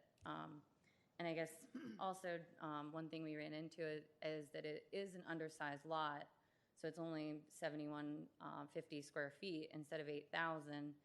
And if it was sized at the R8 zoning of 8,000 square feet, again, we would be under that lot coverage amount. The only other thing I would add is that they do have several neighbors who all have screen porches, and so it just seems like something that would fit into the neighborhood and not stick out as a problem or something that you would see as being an eyesore that's not found commonly in the neighborhood. And then I would just also reiterate that it is a very much an undue hardship or just a very unusual situation with the women's home. I mean, I meet with homeowners every week, and I understand, obnoxious neighbors or something like that, but, especially people that are recovering through something or in something and they have young children, just something to kind of consider, that we're asking for this porch to be their kind of one bit of sanctuary they could have outside, and not have to kind of be face to face with other people. So that's all. Ms. Malice? So your input and guidance to your clients will be important, but we're not making any guarantees about, whether or not we would approve, additional coverage here. So I think, it's up to you to really work to see if you can't get this in a by right situation. I'm just sorry that the good faith thing, owners are getting slammed with that, as we discussed earlier. Real estate agents are selling things that are maxed out on coverage, and that's really, you might want to have a chat with your real estate agent because, and then because we really can't undo, what's been done. So your input will be very valuable to see if you can't get this in a by right situation. I would also look at the fencing situation. I think that, there's some possibility that there might be some flexibility there. We can't give you any guarantees sitting here until we see what the whole package is that you come back with, if you want to come back. So if we were to cut out that 30 square foot deck piece, and then we're just adding on top of an existing structure, which isn't altering the lot coverage or the main building footprint, then does that fall under the by right, or is it still, because it's above that percentage, it's something that you all have to approve? Mr. Chairman? Mr. Owen. I'm speaking only for myself, all right? I can't speak for the board unless we take a vote. But basically, the deck would only technically, in the very most technically almost absurd sense, lead to conforming coverage if there had been a berm in the first place, right? If you reconstruct the soil on the lot to change what the lot is in the first place so that a deck that is actually high up becomes technically low because you've piled dirt underneath it, only then does the original house possibly become not in need of a variance in the first place, right? So then you take away even the technical compliance. Now the lot is already over coverage. And I would say if there had been if this was coming to us on a complaint, a neighbor said they built this monster house next to us and it doesn't comply with the zoning, and the applicant came in saying, I'd like a variance for I'm not making any changes. I just want to approve what I bought through my real estate agent. We could very easily say no to that. Tear the deck down. So what you're taking as a given starting point, we're not taking as a given starting point. It's already past, even starting, it's past apparently where it should be. So then on top of that, through no fault of your own, though. Possibly. Right. Through no fault of their own, legally. Well, not legally is the question. Yeah. Meaning they didn't alter it. They didn't alter it, right? Through no The willful. knowing willful, buying of the property is another question. Right. That goes. Were they on constructive notice? Mm-hmm. So now we're talking about, okay, but now in addition, as Mr. Rissy said earlier, even if you had that technical compliance and there was a berm, which there isn't, but if there were, then enclosing it once again throws it completely out of compliance. And that's also no accident, right? The county board who sets the zoning policy, not us, we just interpret and enforce it. The county board said, we're happy to have a lot of decks, but we're not happy to have a lot of enclosures because I presume enclosures look like a bigger house and decks don't. That was the policy judgment they made. So we are bound by their policy that applies to thousands of houses around Arlington to say decks are okay, but porches are bigger. By law, they are bigger. And so that's not a justification that we can take into consideration. Right. And then the fact that there's the particular tenants behind, I'd like to find a way to figure out how that can be used, because that, to me, just sort of as a reasonable person, that seems like well documented and unusual in a way. The trouble is, under variance and use permit law, exactly how does it qualify? Because staff says, recommend denial. They say, no, that's not a valid reason. I feel like there ought to be some way to frame it as a valid reason, maybe for some things. But what you're fundamentally asking for, which is a house that's been more than maxed out or maxed out, they didn't leave enough room for comfortable living space in the backyard. That happens all the time, and we say no. It's not just for your clients. It's for builders across. realtors. And so it has to be something different. than what we usually see. And the only reason why the conversation has gone on as long as it has is because of the unusual neighbors in the back, that maybe something that's different than what we usually see in this situation might be workable. But the premises that you're offering that, well, of course what's there now should be fine, and we're just adding to it, that's the wrong premise to be using. Mr. Owen? Ms. I'm Malice? sorry, Mr. Chairman, Mr. Owen. Is it likely that the property that we're discussing in the rear has a use permit? If it's a group home? Is it a known facility? Besides the Besides Seagulls? us knowing. It's advertised as such. Okay, It's noted on the, like, if you look on Google Maps. you'll see it. okay. So if this property has a use permit, maybe there's You can file a complaint. some justification there that this is a little bit different Nuisance. than just a single-family use, Right. and that we could use that as we could consider that. And something that can be put up while you have this use behind you and then taken down someday after the use goes away, that seems more reasonable and proportional to the situation you're facing compared to other houses, right? I can't say. You're going to have to work with staff So we on that. can't even, Won't help you with the WASP, though. Another thing I would say is that for Nothing rear does. addition, for stuff that happens in the rear of a home, it's especially hard for us because many of us go around to look at the property in person, but we don't have access to the Can't see rear it. of either house, right? And there's not a lot of photographs that show us. There's some topography, as you mentioned, right? It's on a steep hill. So if you come back, lots of photographs that demonstrate the topography, that demonstrate the distances, that demonstrate the various views from the neighbor, from your parcel, in all directions. Those could wind up being important to describing what's reasonable or unreasonable to approve. But as of today, I can't even say whether you should go a variance or a use permit route, because it depends on whether there's a solution that works for you under the various rules that may apply. Okay, let's defer it. I'd Two, three? be happy to take a motion if we're ready December? for that. Do you guys want to keep the permit open for possible amendment? You do? Yeah. Okay. Okay. I would say December then. December. How long? December? Yeah. Because it's too soon Yeah. for them to get all the information and drawings and things. Sure. I've just wondered if December In a was month, enough. in That's like what I a was week. thinking. You'd February? have to do it in a week. Oh, Yeah. February? We don't meet in January. That's Yeah. Let's the just do only February. rub is that there I is would no say Then December. docket. Yeah, So December? yeah. Okay. Please. I'd be happy to entertain a motion. Mr. Chairman? Ms. Malice? In the matter of the variance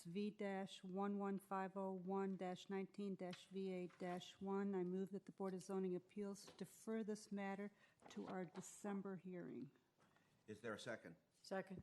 Thank you. It's been moved by Ms. Malice, seconded by Ms. Freshman to defer this matter to the December meeting of the BZA. Any further discussion? Hearing none. All in favor of the motion signify by saying aye. Aye. All opposed? The ayes have it. This matter is deferred. Good luck. See you again. December 11th.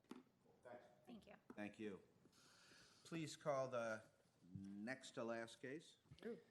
Case number V-11502-19-UP-1 is a use permit request by Mary Catherine Sweeney, the owner, to permit after-the-fact approval for separation of 3.5 feet between the wall of the main building house and the wall of the rear detached accessory building garage instead of 8 feet as required, and to permit a separation between the existing house eave and the new garage eave of 1.5 feet instead of 4 feet as required, regarding a former carport that has been converted into a garage in the R6 zoning district on the premise known as 305 South Barton Street. Staff recommends the board adopt the attached proposed resolution denying the use permit request. An alternative proposed resolution with conditions has been provided should the board see fit to approve the application as advertised.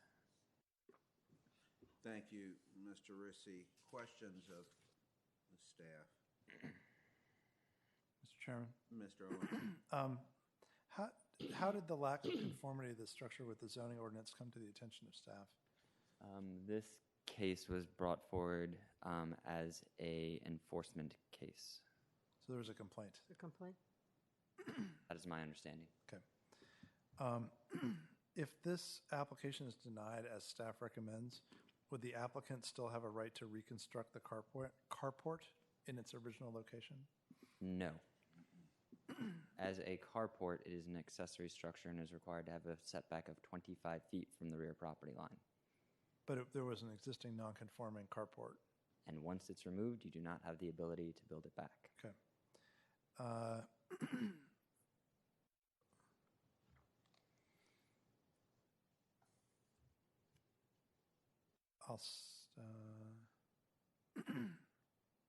I'll pause there. Okay. I'm sorry. I do have one more question. Okay, go ahead, Mr. Owen. Earlier this year, the Board of Zoning Appeals wrote to the County Board asking for clarification regarding the policy rationale behind the requirement for setbacks between main buildings and outbuildings on the same parcel. Has the BZA received any acknowledgement of this letter from the County Board, or is staff aware of any work being done to respond to the letter? I have received an email dated August 3rd from the clerk of the Arlington County Board stating that she was looking into the status of a response, and I am not aware of any work being done since that email. That is the last correspondence I had. However, August 3rd? August 3rd, I believe it may have been the last time you asked me to ask. However, I did get some additional information that may be relevant from one of the other staffers in the Inspection Services ISD division. One of the other questions, typically asks, is there a fire code required separation between the two structures? The answer is currently no, because there is an exception allowed for accessory buildings on the same lot that are accessory to a main building. Now, if that exception were not to exist, standard separation is typically 8 feet. 8 feet. 5 feet on one side allows one building to have windows. 3 feet on the other says that there would be constraints on the openings. So 8 feet can be a typical separation between two buildings. It just happens that in this case, because this is an accessory building on the same lot, there's an exception that that building code requirement does not need to be met. So this one's 3.5. That's very helpful. Thank you. Mr. Chairman, Ms. Malice. could I just follow up on Mr. Owen's previous question about whether the carport could be located where it is? Is there a way to deconstruct the garage and turn it into a carport? Or, because you've said the carport was torn down, could you argue that the carport was built around and therefore we're just going to take the parts off that were added to make it a garage? I think that would be highly suspect. You would have to have the existing structural elements of that carport still there. And given the photos that we have of the property, it doesn't look like there is existing structural elements from a former structure in that location. Okay, thank you. Anything further of staff? If not, we'll hear from Mary Catherine Sweeney. Hello. I was thinking I might have to lower the podium, but I think I'm okay. I want to thank you for the opportunity to speak this evening regarding my requested use permit. Given the 5-minute time limit on remarks, I want to focus on the one part of one of the 4 criterion that the BZA staff feel may not be compatible with others in the surrounding neighborhood. But first, I just wanted to frame up this decision with a review of what I see as some of the key facts here. When I purchased my home in 1997, there was a carport on site, and at that time it was already somewhat dilapidated, but since that time the roof started falling in and partially collapsing, and it really was not a usable structure. There were trees that were starting to grow through the roof as well. As acknowledged by the staff, the former carport was recently enclosed to create the garage that's the subject of this use permit, It occupies the same space as the former carport. In fact, it is on the same footprint with the exception of a couple modifications to provide an additional setback from my neighbors. So I'm proposing to modify the right side and the rear of the garage so that the eaves will be 1 foot from the side and rear property lines in conformity with the zoning ordinance allowances. That was not the case with the pre-existing carport, which unbeknownst to me, since I purchased the property with it on it, had been constructed with the rear and right side walls and eaves crossing over the adjacent property lines. So attempting to remedy that. The former carport was the identical 3.5 feet from my home. Its eaves were the 1.5 feet from my home. I'm not proposing to increase the main building footprint or lot coverage of the site. And I did evaluate other locations on my property for a garage, but given the configuration of my property and where the main residence is, I would have traded one problem for another, such as the amount of percentage of the lot that can be covered and other use and or variance issues. In its recommendation of disapproval, the staff focuses on a single aspect that they believe may not be compatible with the surrounding neighborhood, and that's the proposed separation of the 3.5 feet between the wall of the house and the wall of the garage, and the proposed separation between the existing house eave and the garage eave of 1.5 feet.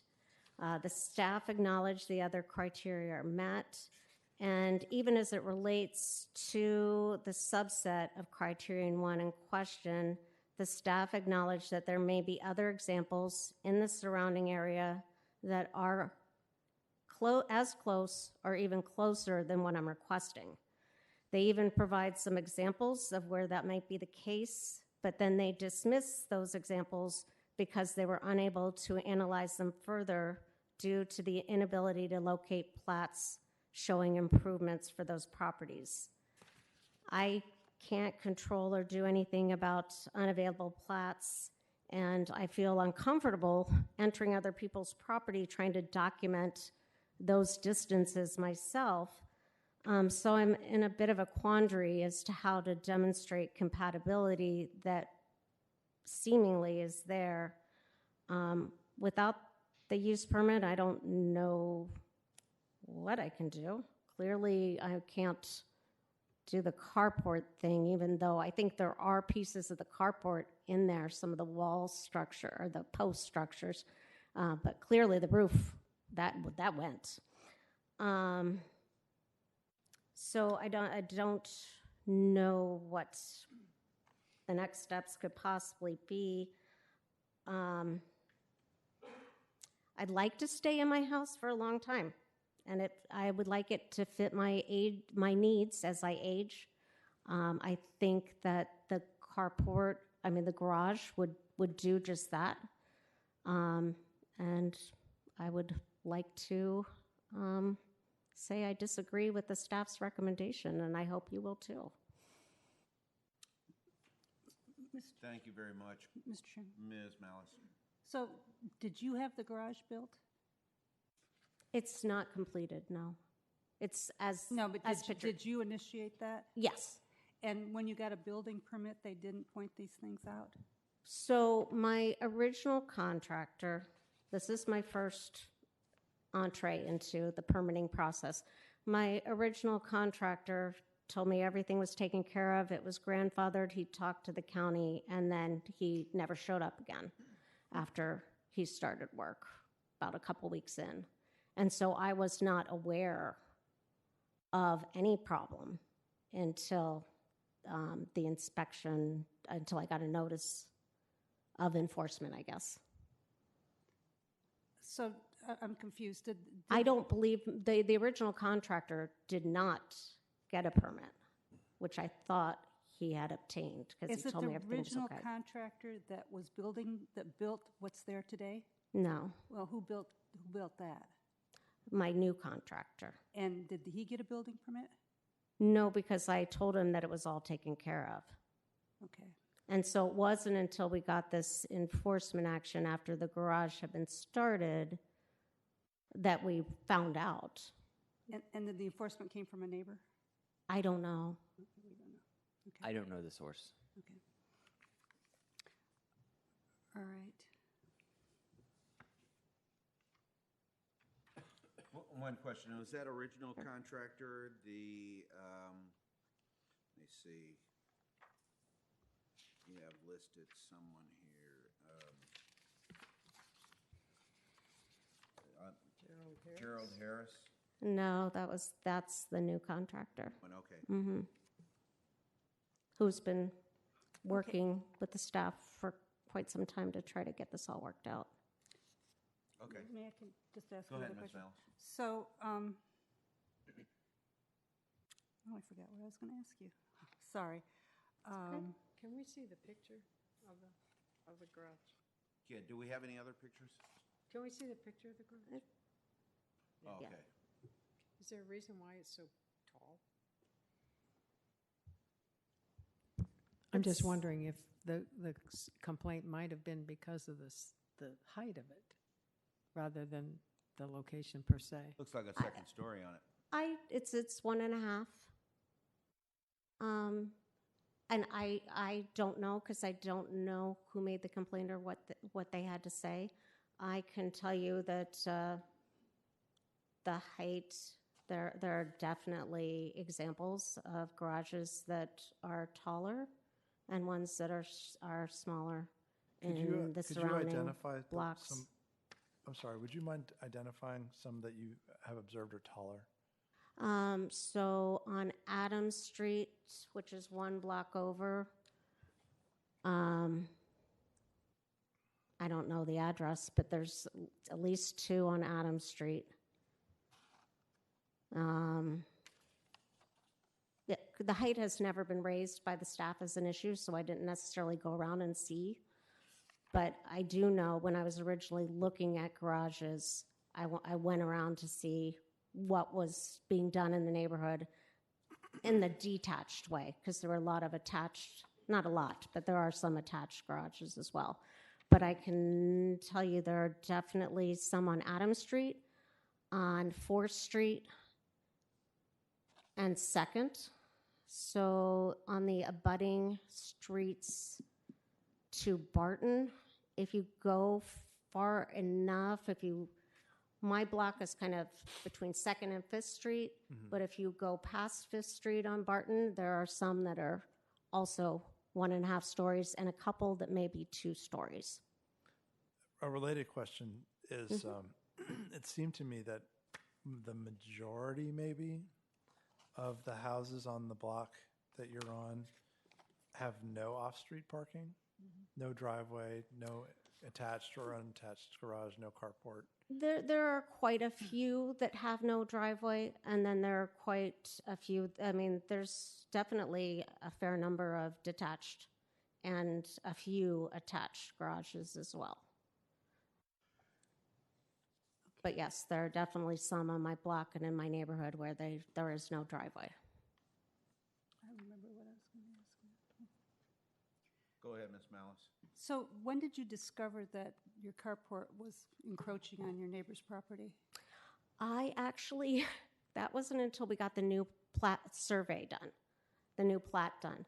So the former plat that I got when I purchased the house in '97, it didn't have any of that. It had distances, but it didn't show that we were over the line. And it wasn't until it got resurveyed in conjunction with working with the county that I found out it was over the neighbor's line. Okay. And I don't even think, yeah. And that's the neighbor at 303? No, it's at 307. 307. And we don't have anything from that neighbor, is that right? No. So they moved to Germany. They were on detail to Germany for a few years. The renters we're not comfortable speaking for them. They recently moved back. I have talked to them. And they're fine with it. But if we need to get another letter, I'll do that.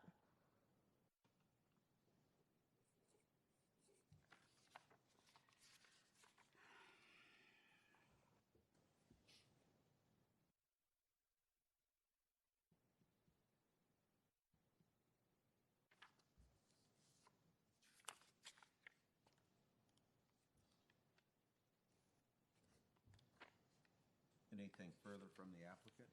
Any other questions?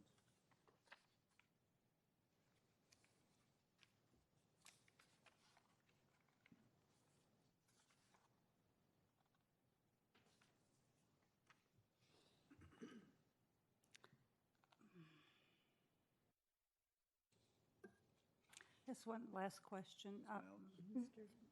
Chairman. Did the staff give you any other alternatives? When you said you spent a lot of time discussing this with them? Yes. So one of the things that we considered that they said maybe this would work would be, instead of the garage opening being directly at the end of the driveway, to maybe turn the garage so that you go to the end of the driveway and then you make a left, and then you could have it further from the house and potentially maybe further from the fence line. But once we looked at that configuration, then we were crossing into too much of the land was covered. The driveway got longer? Correct.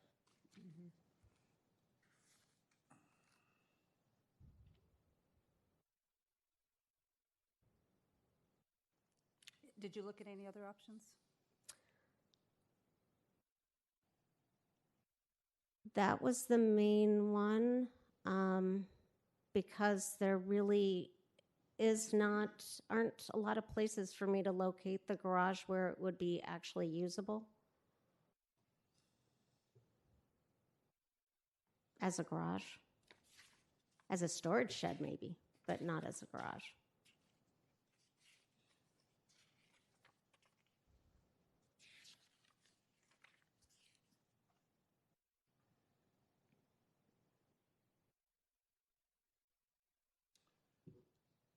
Anything else? Okay, thank you very much. This Okay. matter is now with the board. Thank you. I appreciate your time.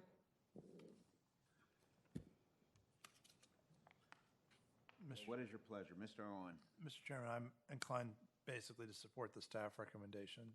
I think it's a little harsh to get to the point that you can't even rebuild the carport. I think for me, the issue is that, that it's the applicant's burden to show that this is similar to surrounding properties, and the burden hasn't been met. I think when I walked around that block, I did not see other outbuildings that were similar in their size, including the height, or some were in some way similar in placement, but it was very atypical. As we discussed, most of the houses, about half, possibly more of the houses in this block have no off-street parking whatsoever, much less an enclosed rear detached garage. Right. So this is a somewhat unusual condition for the neighborhood. I might be willing to, I hesitate to say this because I don't want someone to act on this and then it goes south anyway, but if what we were seeing was the carport being put back, Yeah. then to me that would be a stronger case. And as staff just mentioned, we're speculating that the policy and justification for the 8-foot limit is related to fire safety, which if you're building a carport and not a wall, much less a 35-foot tall wall, the fire risk seems not to be present as it would for something, an open post, right? So, but I think as proposed with the application we have, it just doesn't come close to being approvable under the criteria. Mr. Chairman, Mr. Rissy. if I may just add one clarifying remark. If a carport were rebuilt in the former location, carports as accessory structures don't have a required separation from the main building. Right. Oh, so there might be a by right carport rebuilding option. No, because carports as an accessory building aren't given the reduced rear and side setback. So It's you'd the still have trade-off. to come with a But use a garage permit. can be a foot away or something. Yes, only an accessory building. Oh, that's weird. Yes, That it is can is. build a- But you could ask for a use permit for a carport Yeah. to encroach. Yes? Yep. Correct. You could ask for a carport to encroach. Be an Easier, equitable solution. It might be easier to show that the surrounding properties are Yeah. similar Yeah. to a carport in roughly that location than for this Yeah. kind of structure. That's kind of my. But still thinking. not guaranteed. I mean, No. the staff analysis would be very similar. And the question would Right. be, would we overrule the staff? That's the way, Right. yeah. But that's still an uphill climb, but not as much of an uphill climb as this is. So, in either case, it would necessitate removing what is there. What's there? And it makes for a better, and so you have an enforcement action which is compelling something. You've come asking for relief from that. It's not suitable for relief at this point. Maybe something else might be suitable for relief from that. Well, wouldn't be an enforcement action at that point because it would have been raised, been taken down, and now you're asking for relief from the setbacks requirements under the use permit authority for a carport to resemble what had existed prior. That is not guaranteed, but it's a less of an ask and maybe more similar to that which exists in the neighborhood. That's kind of where you're faced. It seems like, Ms. Sweeney. But anyway, we're faced with making a decision. I'm happy to make a motion. Ms. Malice. Mr. Chairman, I move that the Board of Zoning Appeals approve the attached proposed resolution denying the use permit V-11502-19-UP-1. Is there a second? Second. Moved by Ms. Malice and seconded by Ms. Freshman to adopt a resolution denying the application for a use permit. Any further discussion of the motion? Hearing none, all in favor signify by saying aye. Aye. Aye. All opposed? And unfortunately, your request for a use permit was denied. Please call the last case, Mr. Rissy.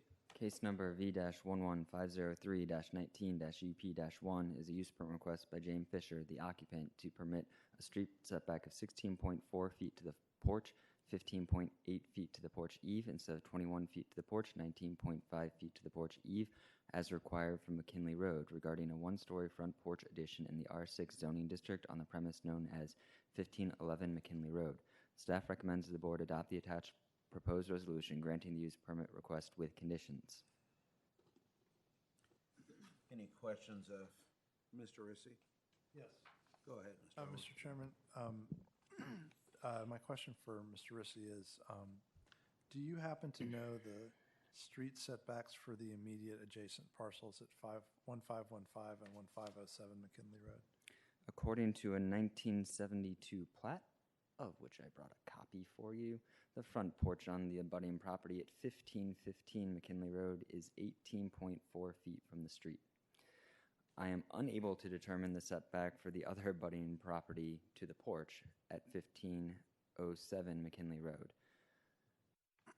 Though I do have a plat that I could share with you that shows the setback of the house at what appears to be 24.3 feet and some sort of open porch closer than that.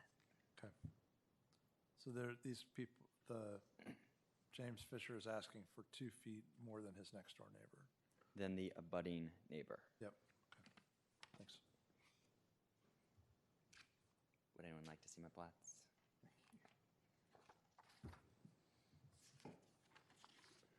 Any other questions of staff?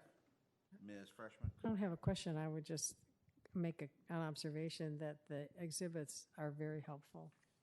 The particular way that they're presented with crosshatching and other kinds of delineation is really helpful. Yep. I presume that goes to the applicant and not the staff, but That is Yep. correct. It is helpful when they show the area by right and especially in this case where there's. unlike this, where you have setbacks. Any other comments directed to staff or questions of staff? If not, Mr. Fisher, welcome. He's not Mr., he's something else. Good evening. I'm James Captain Fisher. Captain Fisher. I'm the occupant at the subject address. I'm speaking on behalf of myself and the owner, Elba Mendieta. I also put a letter in the application, and that pretty much states that that's my mother-in-law. She bought the house in 2015, and my wife and our 3 kids live in the house now since 2016. And we're essentially requesting a use permit for the front porch. I think the 1507, I want to say that looking at the front porch, I didn't do any exact measurements, but theirs is almost in line with what we want to do, if not less. And then 1501, I would say is about the same. Is that 16.4, around 16 feet from the street. Additionally, front porches look nice and they give curb appeal. You And like porches. We love porches. Don't have to sell us on porches. okay, all right. Well, the bigger thing is Porches. we live right around the corner from Westover, and we just don't get the interaction we need with everyone walking, all our neighbors walking there. That's why porches are so. It'd be nice to have. Yeah, it would be. Great. Anything further of the applicant? Mr. Chairman, I'm prepared to make a Mr. motion. Owen. I move that the Board of Zoning Appeals adopt, in case V-11503-19-UP-1, that the Board of Zoning Appeals adopt the attached proposed resolution granting the use permit request with conditions. Is there a second? Second. Moved by Mr. Owen, seconded by Ms. Freshman to grant the subject use permit. In the instant case, hearing no further discussion, all in favor of the motion signify by saying aye. Aye. Aye. All opposed? The ayes have it, and the matter is granted. The porch Great. is granted. Thank you very much. Thank you Appreciate very that. much. Thank you for waiting. And, yep, enjoy your porch. Thank you very much. Have a good night. All right. Mr. Chairman. Mr. Owen. I move that the Board of Zoning Appeals adopt version 2 of the notice to applicants regarding neighbor outreach that was passed out to us. Anyone object? No objection. You need a motion, a Yep. second? Yep, A we do second. need a second. Second. Thank you, Ms. Freshman. Moved by Mr. Owen, seconded by Ms. Freshman to adopt the second, this new notice to applicants regarding neighbor outreach. All in favor signify by saying aye. Aye. Aye. Aye. All opposed? The ayes have it, and this new letter is adopted. Thank you very much for your work. You and Ms. Malice, I understand, put in some time to make the revisions. Thank you. Ms. Freshman. I move approval of September 18, 2019 BZA minutes with one exception, which is the adjournment time, which I think should be AM instead of PM, unfortunately. Yeah. Second.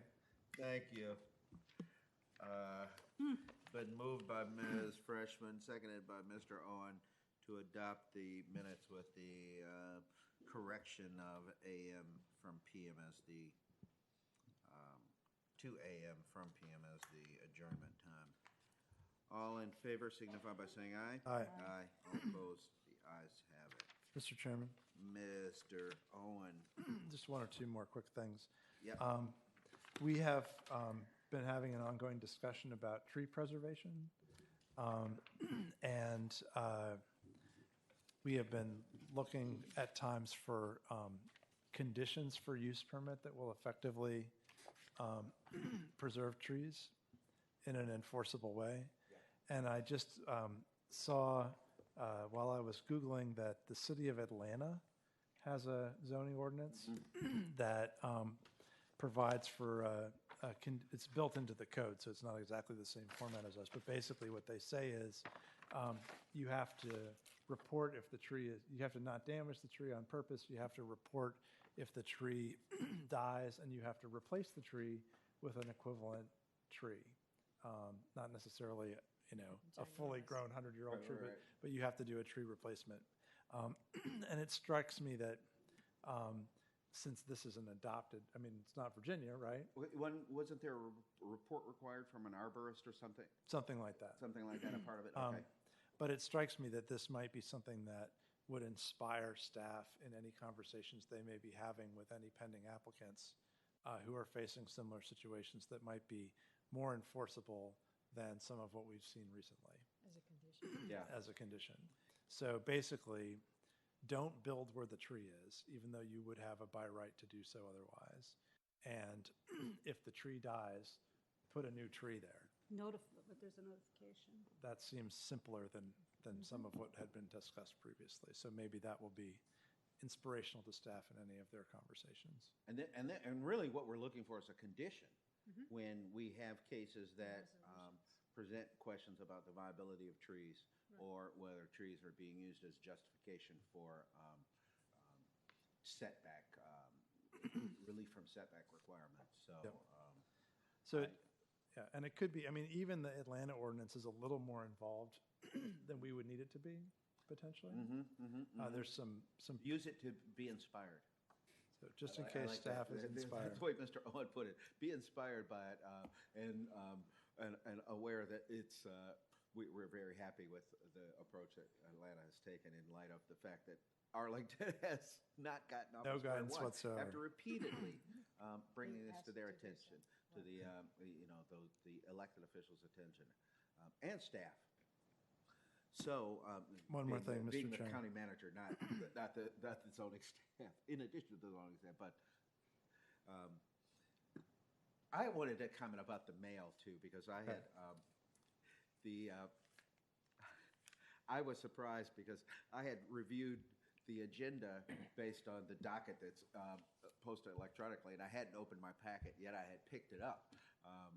I generally open it up just to go through and see what the diagrams are. And I had done that today, and I saw this, and I was alerted to just a general question about the receipt of mail individually addressed to BZA members by Mr. Owen. I had not become I said, I remember that happening, I think, once this year earlier, but and I think at Christmas time, maybe there's a card occasionally, but it seems kind of odd, well, not odd, but let me just say that when individually addressed materials, even though they may not be relevant, are received at the office, could you make an effort to at least alert the individually addressed intended recipients of the receipt of it and what it was received in your office? Because I know there's a mailroom process. Some might want to prefer to pick them up because this seems to have been done almost a month ago. And it leads me to the next point, and that is about a letter that we got that I think was presented to us last month from was it emailed or was it a month before? Was it this letter that Stephen alerted us to by email? We got a letter about, I think you said that it doesn't, you sent it, it was this. You sent it by, you Email. sent it to me by email. I sent it to everyone by email. Okay. When you put the package Just a together. heads up that you would be receiving something in your packet that would not be Okay. on the agenda. Okay, gotcha.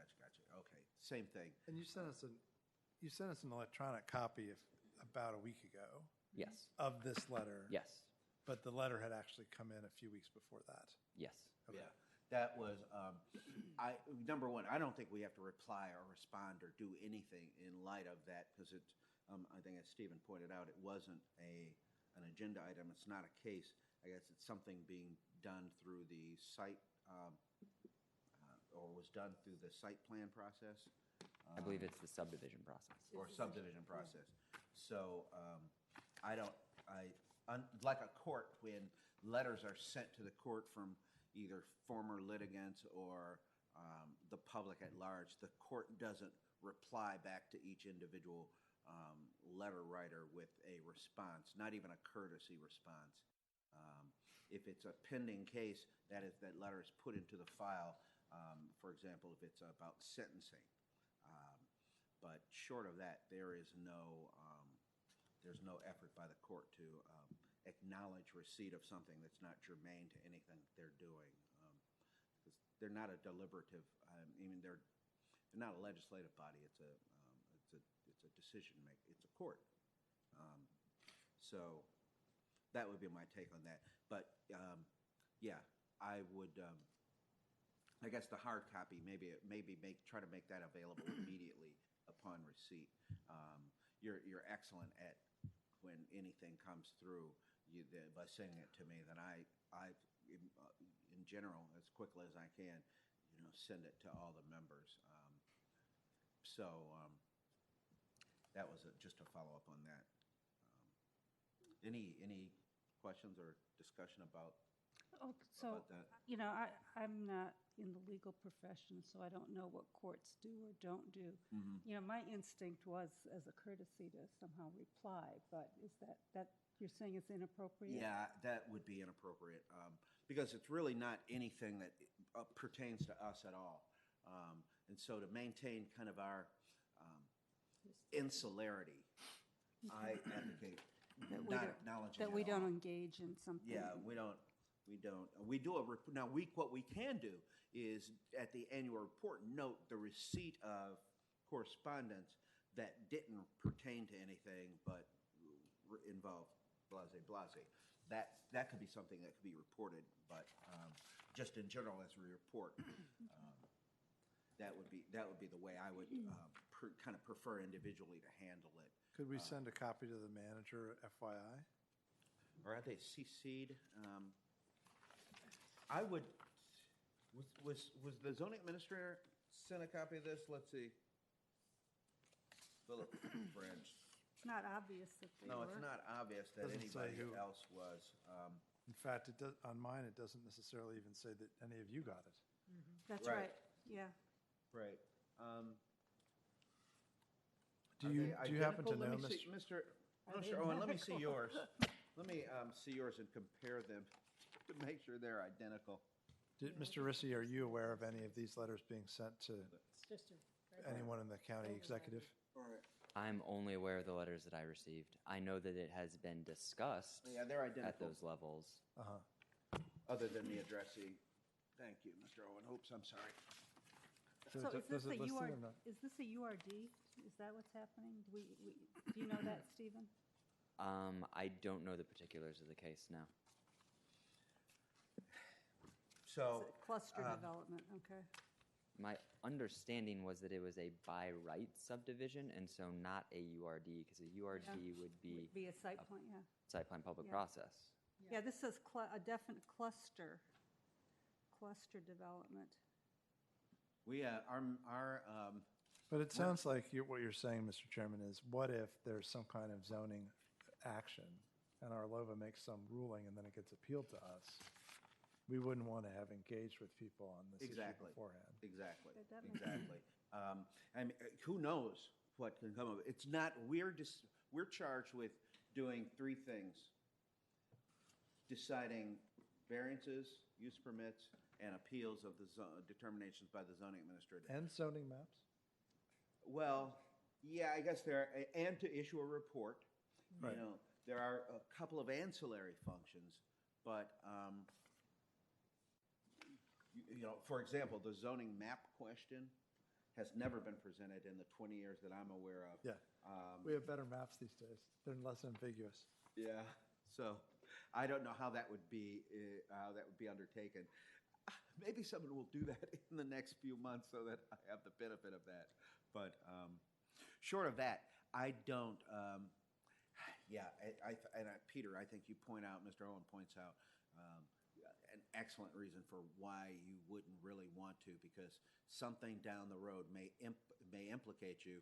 And I'm thinking of a case that, and I'll report briefly, Int and I did meet with the county attorney to discuss our defense.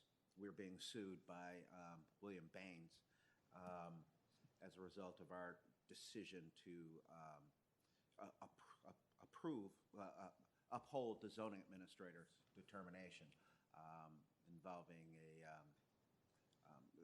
the Highlander Motel. Well, and they're defending us. Outside counsel is doing it, and Mr. McIsaac, the county attorney, was very forthright and I think open. Well, you don't want to discuss any communications we had with council. Exactly, right? exactly. That's why I said just forthright and open. Yeah. And that I'm going to attend, just because I'm retired and have the time to be able to do that, the oral argument on a motion to dismiss, which will be heard on Friday the 18th at the U.S. District Court for the Eastern District of Virginia, assigned to Judge Liam O'Grady. Oh. Okay. Anything else? Any other comments? Anything else anybody want to bring up? I'll move adjournment. It's been Second. moved by Ms. Freshman, seconded by Mr. Owen. Hearing no further discussion, all in favor of motion to adjourn, signify by saying aye. Aye. Aye. All opposed, the ayes have it. And we're adjourned. Thank you very much.